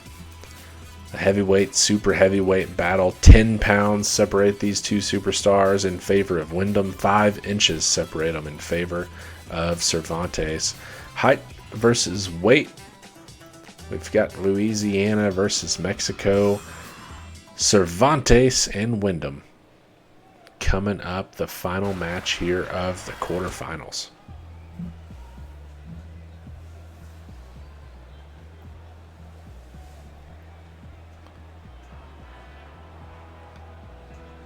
Should be a fun one. Windham handled his business in the last round against El Sangres. Really kind of controlled the match wire to wire, and we saw just a brutal display from Cervantes, who really had to put the hurt on Diego Mercer, who was, helped out a bit by the ref in checking on him, bailing him out of that crucifix powerbomb, which really did some damage to Diego Mercer last round. Constant pain and suffering that the ref didn't call, and Mercer kept kicking out. So what are you going to do but keep putting the offense on? And that's exactly what Cervantes did. Never once looked like he was out of control in that match.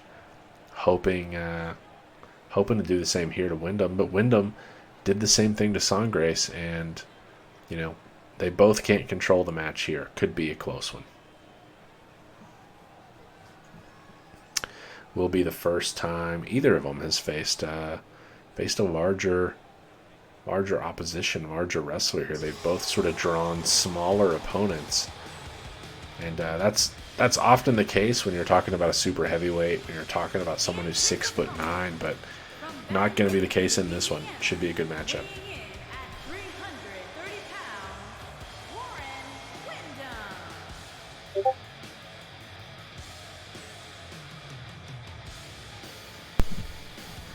Windham makes his way to the ring. Doesn't take nearly as much time as Cervantes does.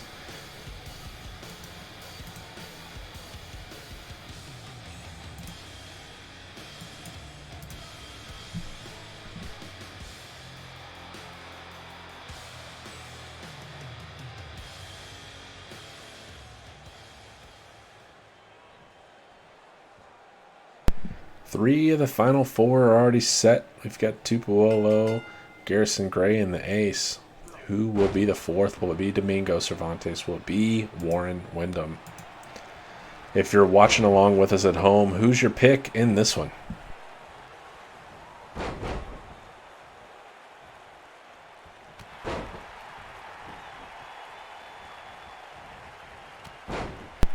Big short arm shoulder check there from Wyndham. Takes Cervantes down to the mat. Just a series of kicks here.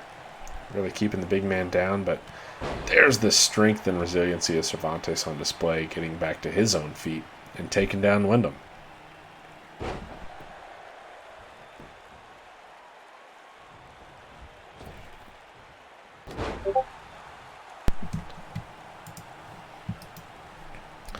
And we had some technical difficulties, it sounds like.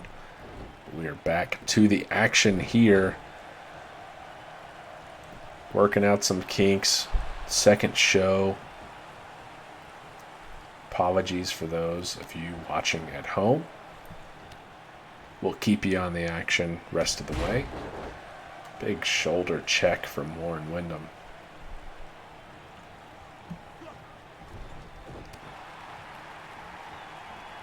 Cervantes fights his way out of the corner, but Wyndham slams him back down to the mat, and a little bit of a back and forth here.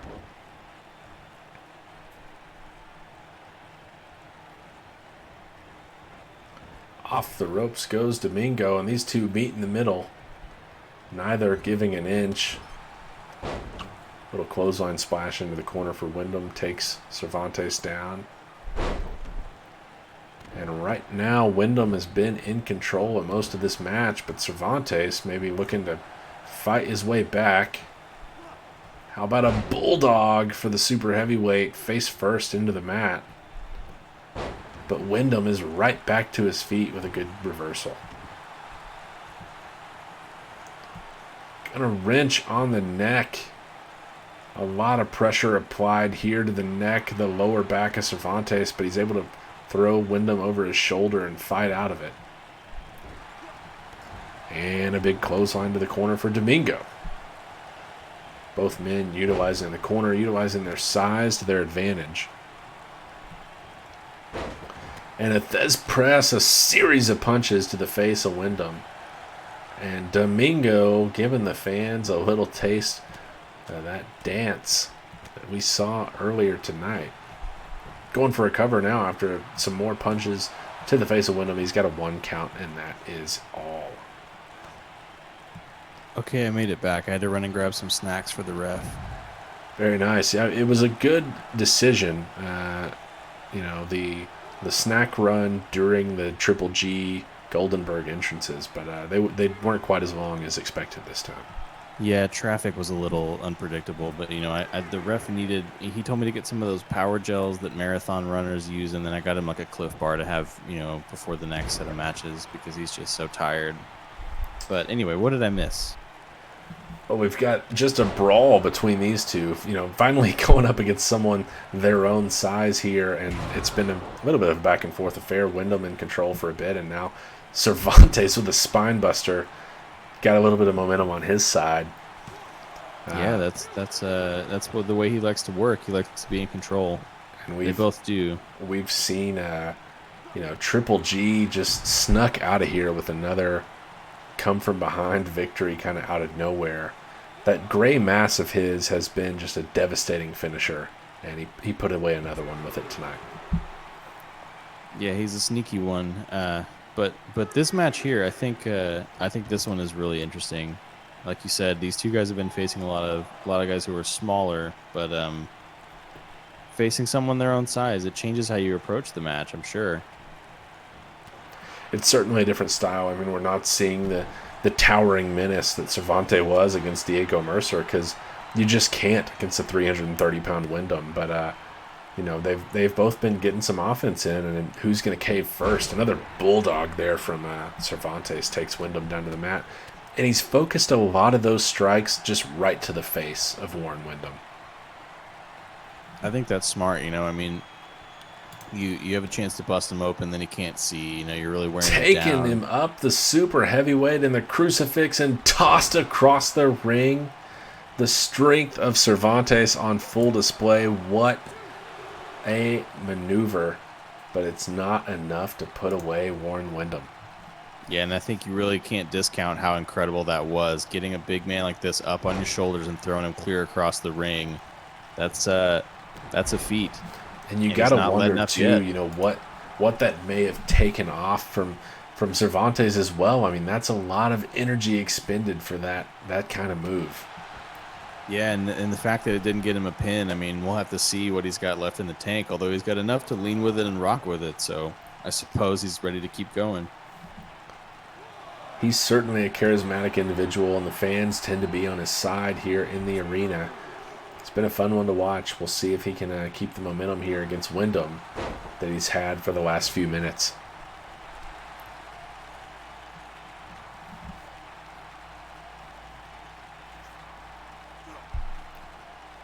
Now working the head, trying to wear him down. I think you're right. I think focusing on that head seems to be the strategy here, but I don't blame him. I mean, that's sort of the center of everything in the body, right? Like if you take out the head, the rest of the body can't really function. So being direct.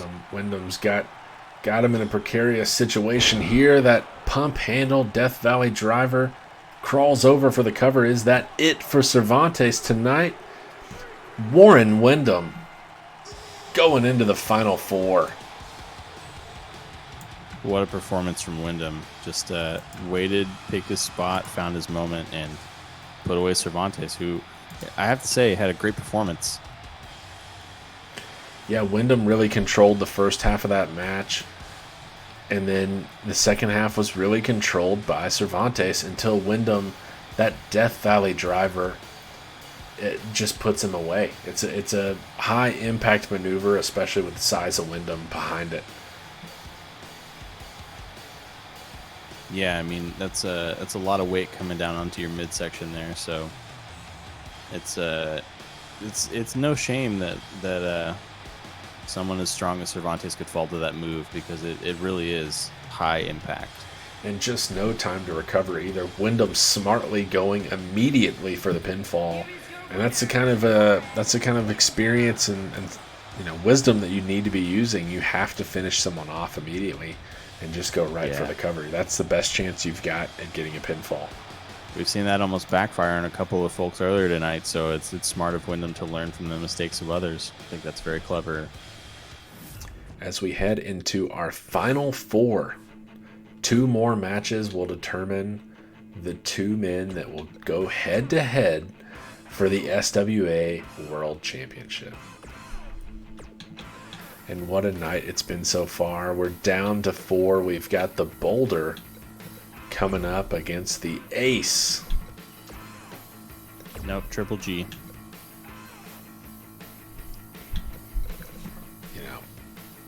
It helps to look at the correct bracket when you're coming up with these matchups. Well, the Ace gets lucky, I guess. He doesn't have to go up against 380-pound Boulder. He's just got to go up against 330-pound Warren Wyndham. It's Triple G who draws the Boulder, and he's sort of had that possum victory a time or two tonight. Sort of snuck one out. It's the last match. He really just come out of nowhere with that gray mask to put him down. And for Triple G, it's, can he do that against the much larger Tupuola?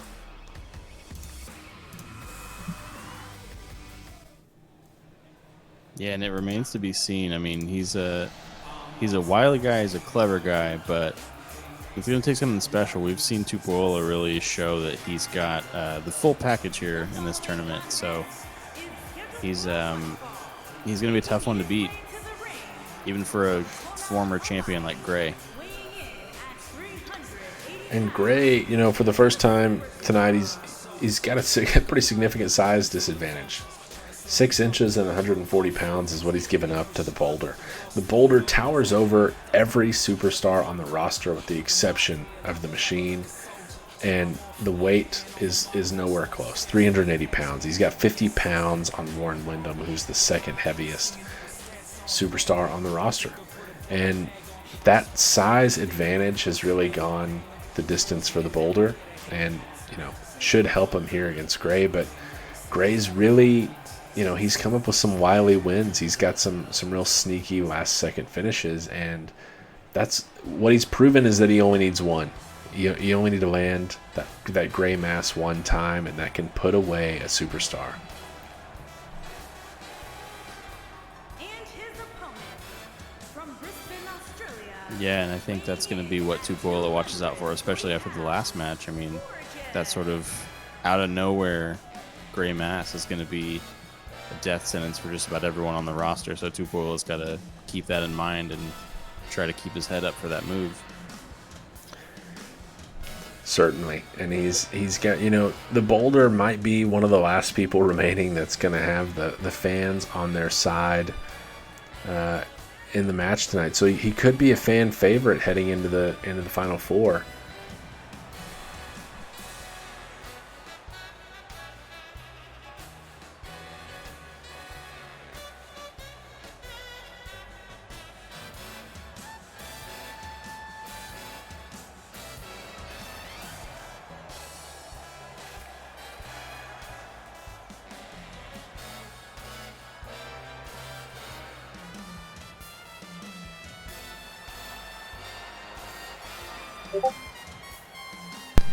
For those of you watching along at home, who's your pick in this one, Triple G or the Boulder?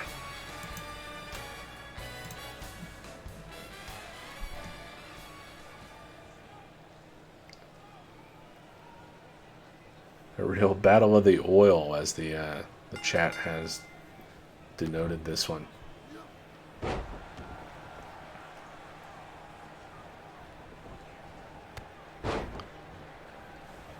Triple G going to work. Can't get Boulder off of his feet yet. Just whips him to the ground himself. That rising knee strike has been good work. And trading blows with the Boulder. I don't know if that's where you want to be, but it goes okay for Triple G with that float over DDT.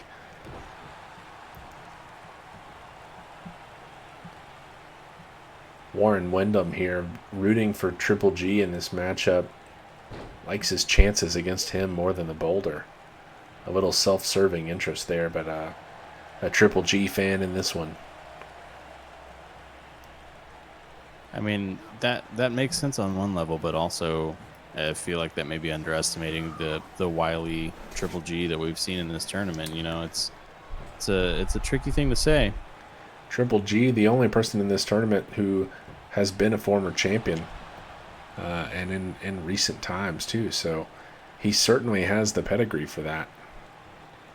Indeed, yeah, he's got the skills. He knows what he's doing, and we've seen him pull out some clever wins. They weren't the cleanest wins. They weren't perhaps the most valiant or honorable, but he's smart, and he's gonna find ways to bend the rules in his favor. And so I don't know that I would want to match up against him, especially this close to the tournament end where he can taste the gold.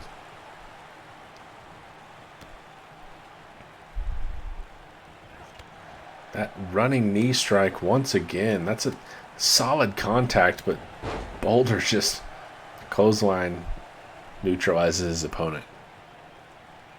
Yeah, and I don't think you want to get into a strike battle here with someone like the Boulder. I mean, I think you got to wear him down. You got to keep him on the mat, but I don't know if that's Triple G's game, so I don't know what he's got here. Goes for that corner splash, but no one home.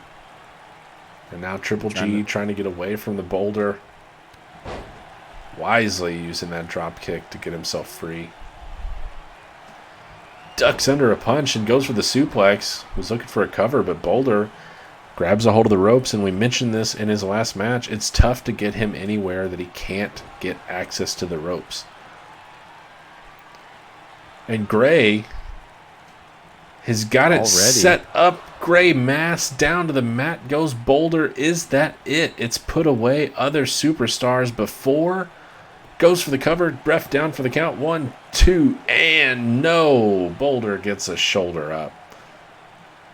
Man, that was again out of nowhere. He just hits you with that when you're least expecting it, which is really, really smart stuff. I think that shows you the kind of tenacity and looking for any edge to win a match that you see. Oh my, he busted open the Boulder, and the Boulder shot right back up like he was out of a cannon.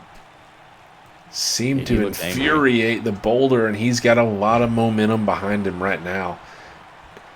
Not where I would want to be if I was Triple G. He seems to infuriated Tupuola. Here he goes with that reverse power slam. Now we got to watch. I'll see if he's going to go for the cover off of this. Okay.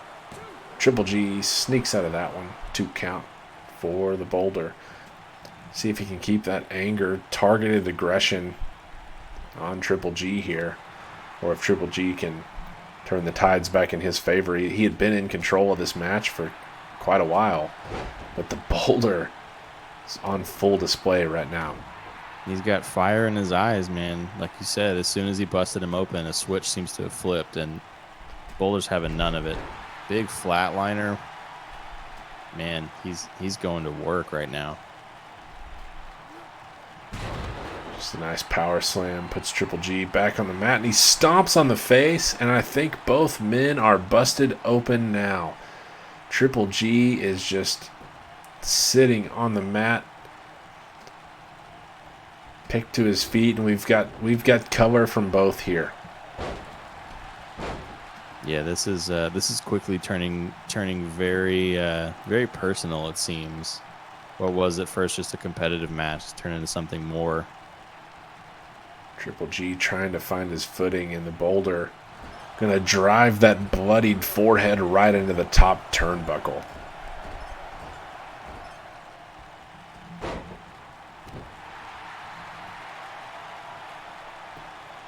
Seems to be stalking his prey. Taking him up for that cradle lift. Samoan drop that is put away. Others. Is that it for Triple G? Center of the ring, rubber. You got him 380 pounds on for the cover, and Triple G gets the shoulder up. Gotta say that's impressive. He's doing the same thing we've seen from other wrestlers tonight, fighting on instinct, just managing to stay alive, just looking for an opening. And we know with Gray, he'll take it if he gets one. Dumped back into the center. And Boulder got to be a little bit surprised that didn't put away Triple G. Yeah, it's worked so well for everyone else. I don't know what else he's got in the tank. What else does he have that he can go to? Well, that's what's got them both here as he takes him up for a choke slam. Such elevation on that. Both men have hit moves that have put away others. He's going to go for a cover here. Is the choke slam enough to put Triple G down? No, he kicks out at 2 once more. Still has some fight left in him. That Samoan drop and the gray mass have both ended matches, and both men have kicked out of it here in this one. But Tupuolo's not done yet. How about a second trip up to the shoulders for Gray? That running Samoan drop. Gotta be it for Triple G. Boulder moving on surely here. 3. And there it is. There will be no gold for Triple G this time around. Not in this tournament. The Boulder moves on to the finals.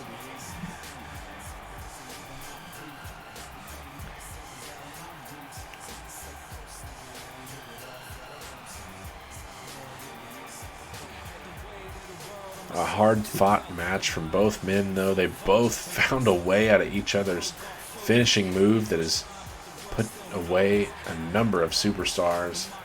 But it's that second Samoan drop that finishes off Triple G. Indeed, and Gray was already calling himself Golden Garrison Gray, but not to be. He'll have to wait for another chance to get that title. Meanwhile, Tupuola moving on to the final.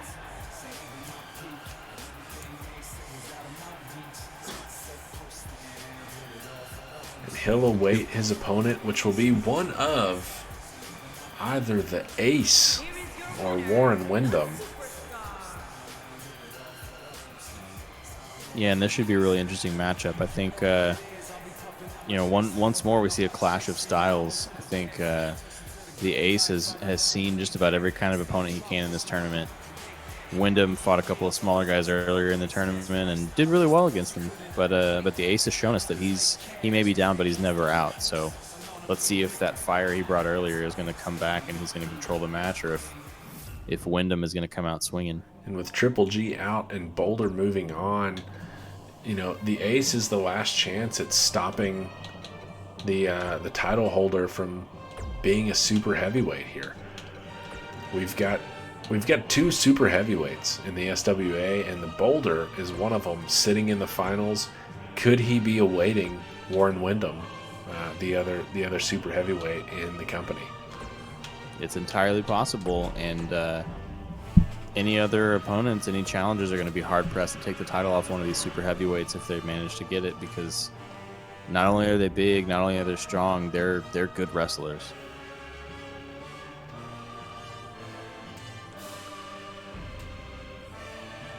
And for the Ace, it was a couple of tough matches that looked like he was down and out.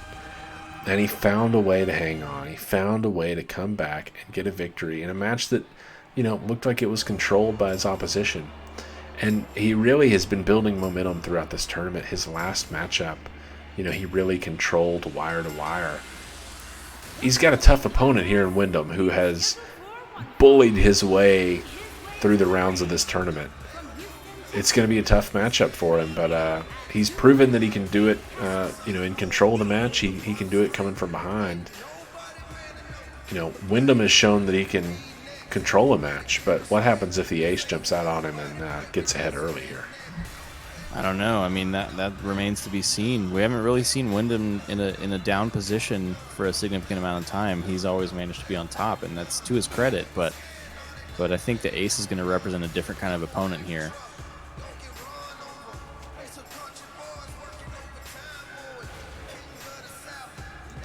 Should be a fun matchup. One of these two will move into the finals and have a shot at the SWA World Championship, which will be coming up right after this match. And what a tournament it's been. We've had some incredible matches along the way. We've got to meet a lot of the roster here and get to know some of the superstars that are going to be gracing this company for the foreseeable future. It's been a lot of fun. Yeah, I think, looking back at it, I think we've gotten to know pretty much the whole roster. I mean, I suppose we don't know some of those early competitors who went out in the first round quite as well, but there's not a lot of people we haven't seen represented in this tournament, and I think it's really exciting. We're starting off with a bang here, getting to see everybody work, and it's been great fun. It's been a great introduction to the roster, great introduction for the fans, getting to know who they're going to be looking forward to seeing in the future of this company. And there's a lot to be excited about there, as top to bottom, talent in a lot of different ways and a lot of different means.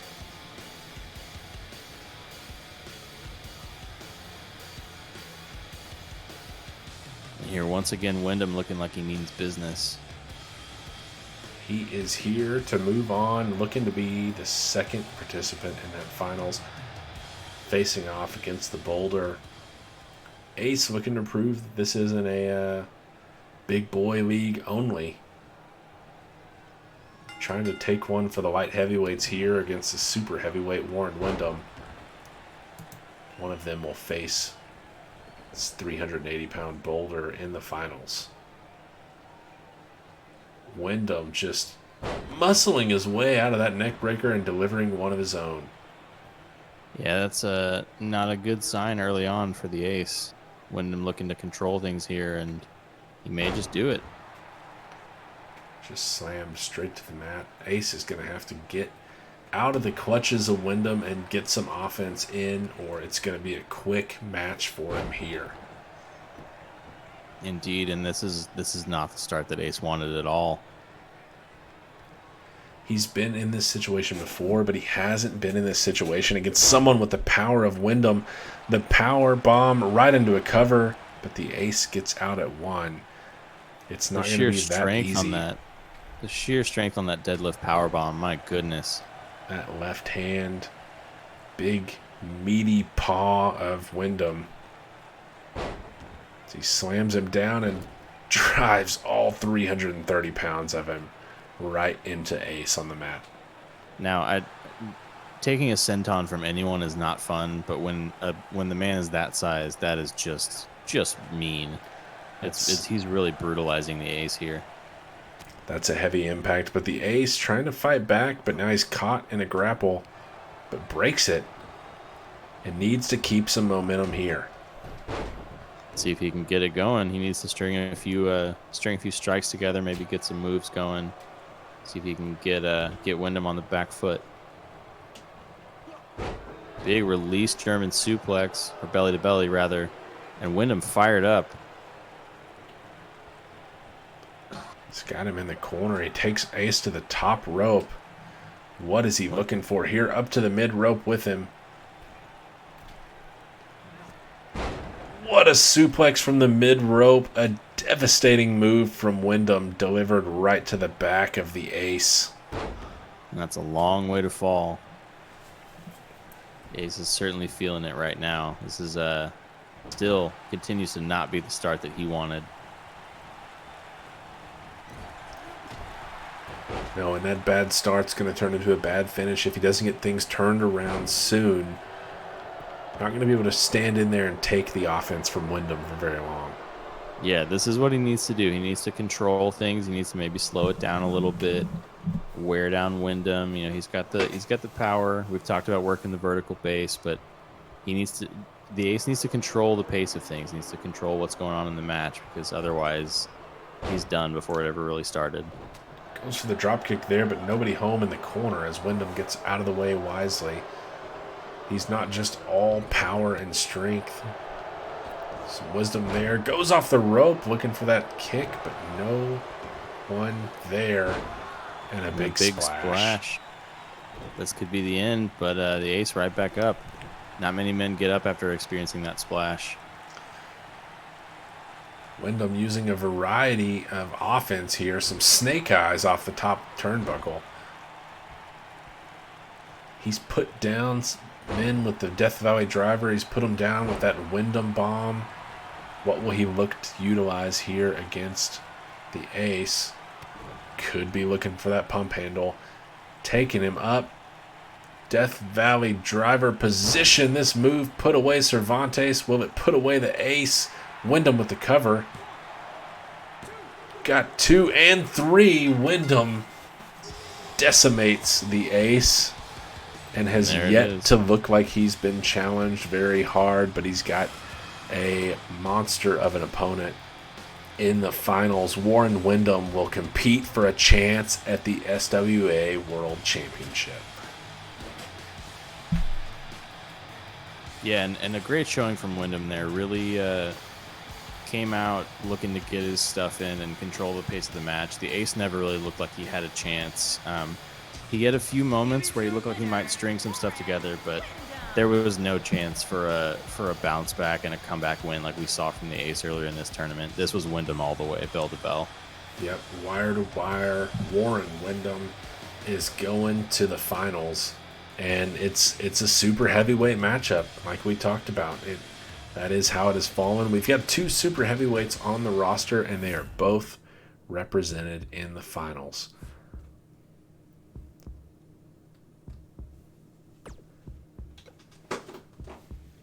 As we finally make our way, it's been a long tournament for sure. And it is going all the way here to the finals. We've got the Boulder, we've got Warren Wyndham. And one of these two will walk away with the title. Who's your pick in this one?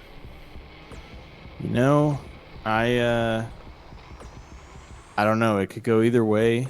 I've seen a lot of great things from both of these guys. I think if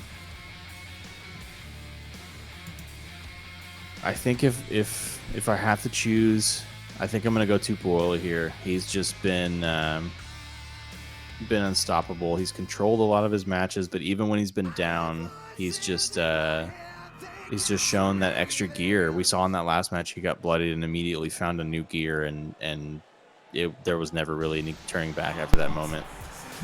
There was a level of anger that we hadn't seen from the Boulder in that match, and really, like you said, it's another gear that he had that really was just terrifying for Triple G, and we'll see if he can tap into that here.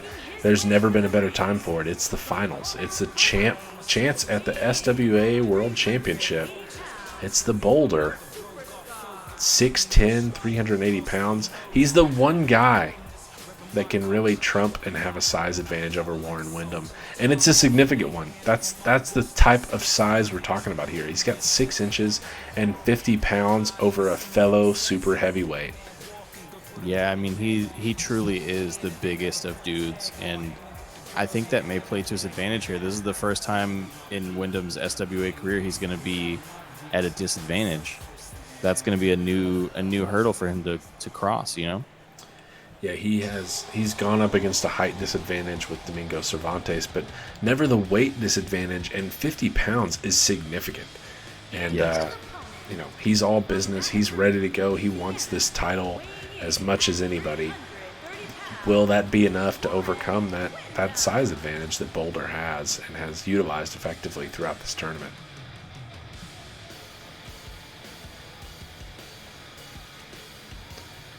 Once again, this is the final round of the SWA kickoff tournament. The winner of this match between Warren Wyndham and the Boulder will go home with the SWA World Championship, our inaugural champion, and we'll see what sort of title reign they have after that. But this, ladies and gentlemen, is the finals of the tournament. Championship on the line. There it is, the gold, the black strap SWA World Championship. Warren Wyndham, the Boulder. One of them will leave this ring crowned champion Can't wait to see who it is. and have their name forever engraved first on that championship belt. This is for all the marbles. Let's see what these guys have in store for us. Right away, the power of Tupuolo just picking Wyndham up and slamming him to the mat.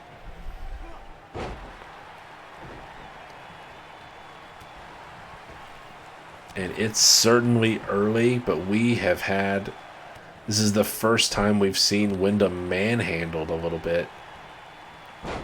But now he's bringing the offense of his own. Yeah, I mean, we talked about this. You know, he hasn't been at a size disadvantage yet, and so the manhandling is going to be a new experience. But he's responding well early on. Yeah, getting some momentum back on his side, doing a little taunting there, but the Boulder not having any of it either.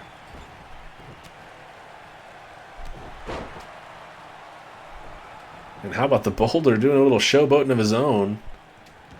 These two may not be fast friends. Big backhand takes down the Boulder.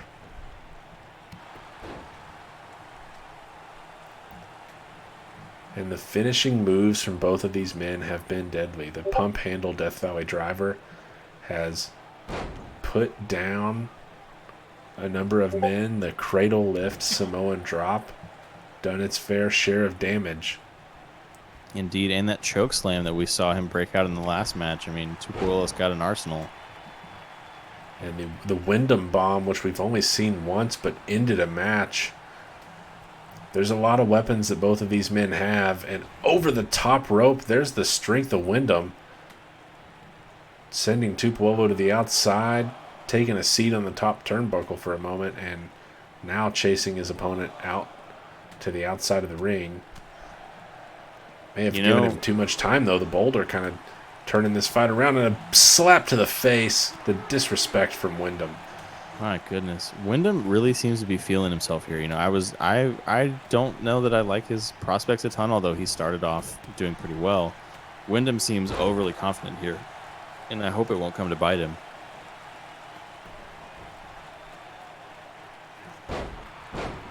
He's certainly working the mental side of the match more than we've seen him do in the past. He's just come out and taken care of business for the most part, and he's trying to get some other elements on his side as he works into this single leg submission, but Boulder kicks out of it.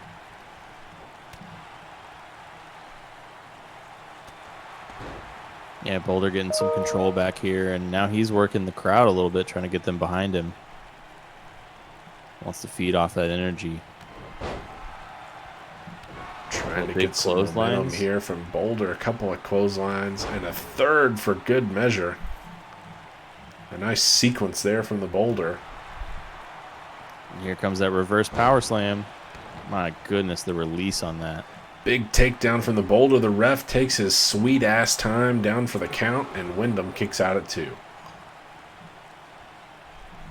Not going to be enough to put down Wyndham. Gonna need to do more than that. But I think Tupuolo's got it in him. I really do. And it's been said by some online that the ref is on Wyndham's side in some of his matches. That delayed count not doing him any favors. Indeed, yeah. I think this ref is going to be scrutinized rather closely. See if there's any receipts in his Venmo account or anything like that after this is all over. Nice DDT takedown for the boulder, and he's going to go for a cover after slamming the arm a little bit.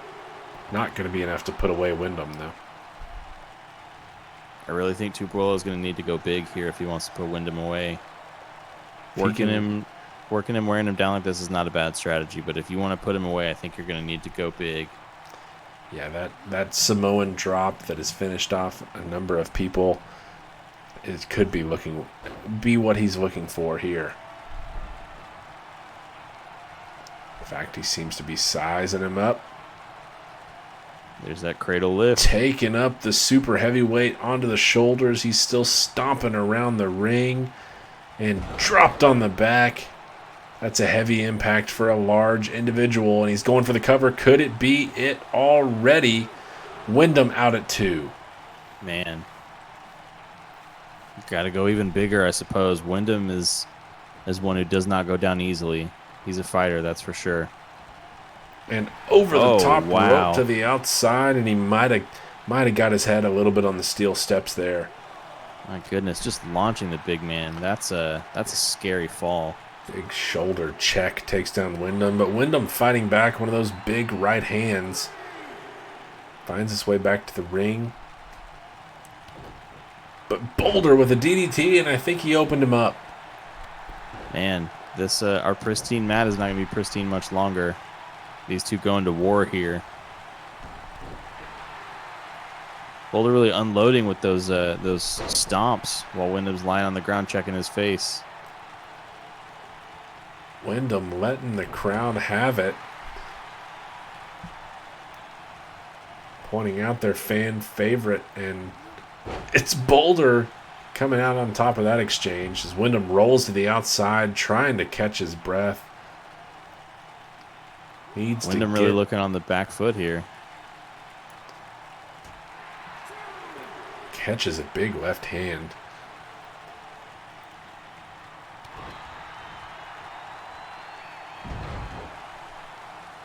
Nice takedown there for Wyndham. Can he get some things back on his side? There's that big splash. 330 pounds, but you can see the exhaustion as he drops to a knee. But he's got him anyway. Holds down the Boulder with the splash. 1, 2, and 3, and Warren Wyndham is your SWA World Champion. Can you believe it? I honestly, at this point, these guys are so talented. It's incredible, really. But I mean, a great showing from both competitors. But I don't know how Wyndham did that. That's incredible. To come out, take such a beating, and then turn it around on the splash. I don't know what more you can say. I mean, he has done it all. We said that he's, mostly controlled matches, and he was looking down and out, busted open, the exhaustion there, and he's able to get the pinfall victory over the Boulder. That splash employed to good use. And he is your SWA World Champion. Warren Wyndham comes out on top in our kickoff tournament. What an event it has been. And there's going to be a lot of people vying for that title now that Warren Wyndham owns.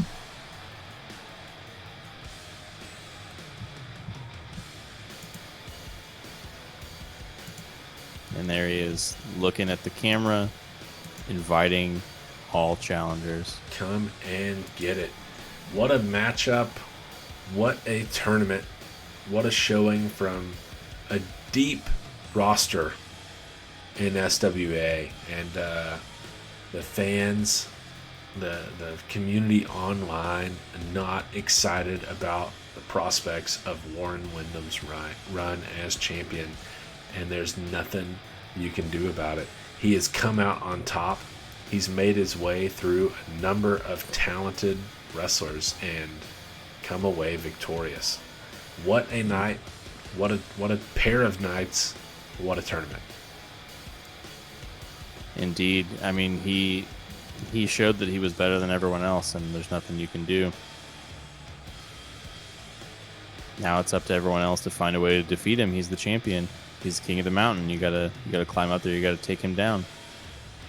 It will certainly be a worthy climb if anyone can unseat him, but he looks nearly unbeatable. It'll be interesting to see what his reign looks like and how long it lasts. He's on top for now, and he could be there for a long time.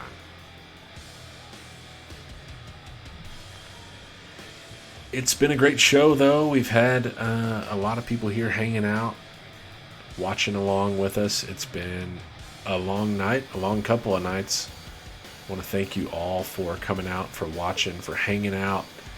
It's been a lot of wrestling action the last 2 days. We're going to be coming at you live just like this with weekly shows. For the time being, they're going to be kind of going every other week, I believe. So not next week, but the week after, we'll be back with our first weekly show, and we're probably going to try to get a couple of shows in on those every other weeks until we can get into a more consistent schedule. Things normalize a little bit, and yeah, we're going to see what the future of SWA holds. We've got a champion crowned, and we know a lot about a lot of people on the roster. It's going to be fun to see how the standings shake up, how things move around, how things come together moving forward. A lot of stuff to look forward to. Indeed. I mean, I think that there's just so much to look forward to. I think we've got a really varied roster, a lot of great competitors who brought a lot of talent and a lot of interesting things to the table, and we've seen some of the ways they can match up, but I'm really excited to see what all they have in store for us in the coming weeks. Obviously, Wyndham comes out on top. He looks better than everyone else because he's champion. He's got the gold around his waist, but we saw a lot of people in action in this tournament. Anybody stand out that you're looking forward to seeing more from? Yeah, I think a couple of early ones. I think Diego Mercer really made a name for himself. A couple of great comeback moments. DDT is another one who just showed some incredible dominance early on in the tournament. Just running through his opponents with incredible speed.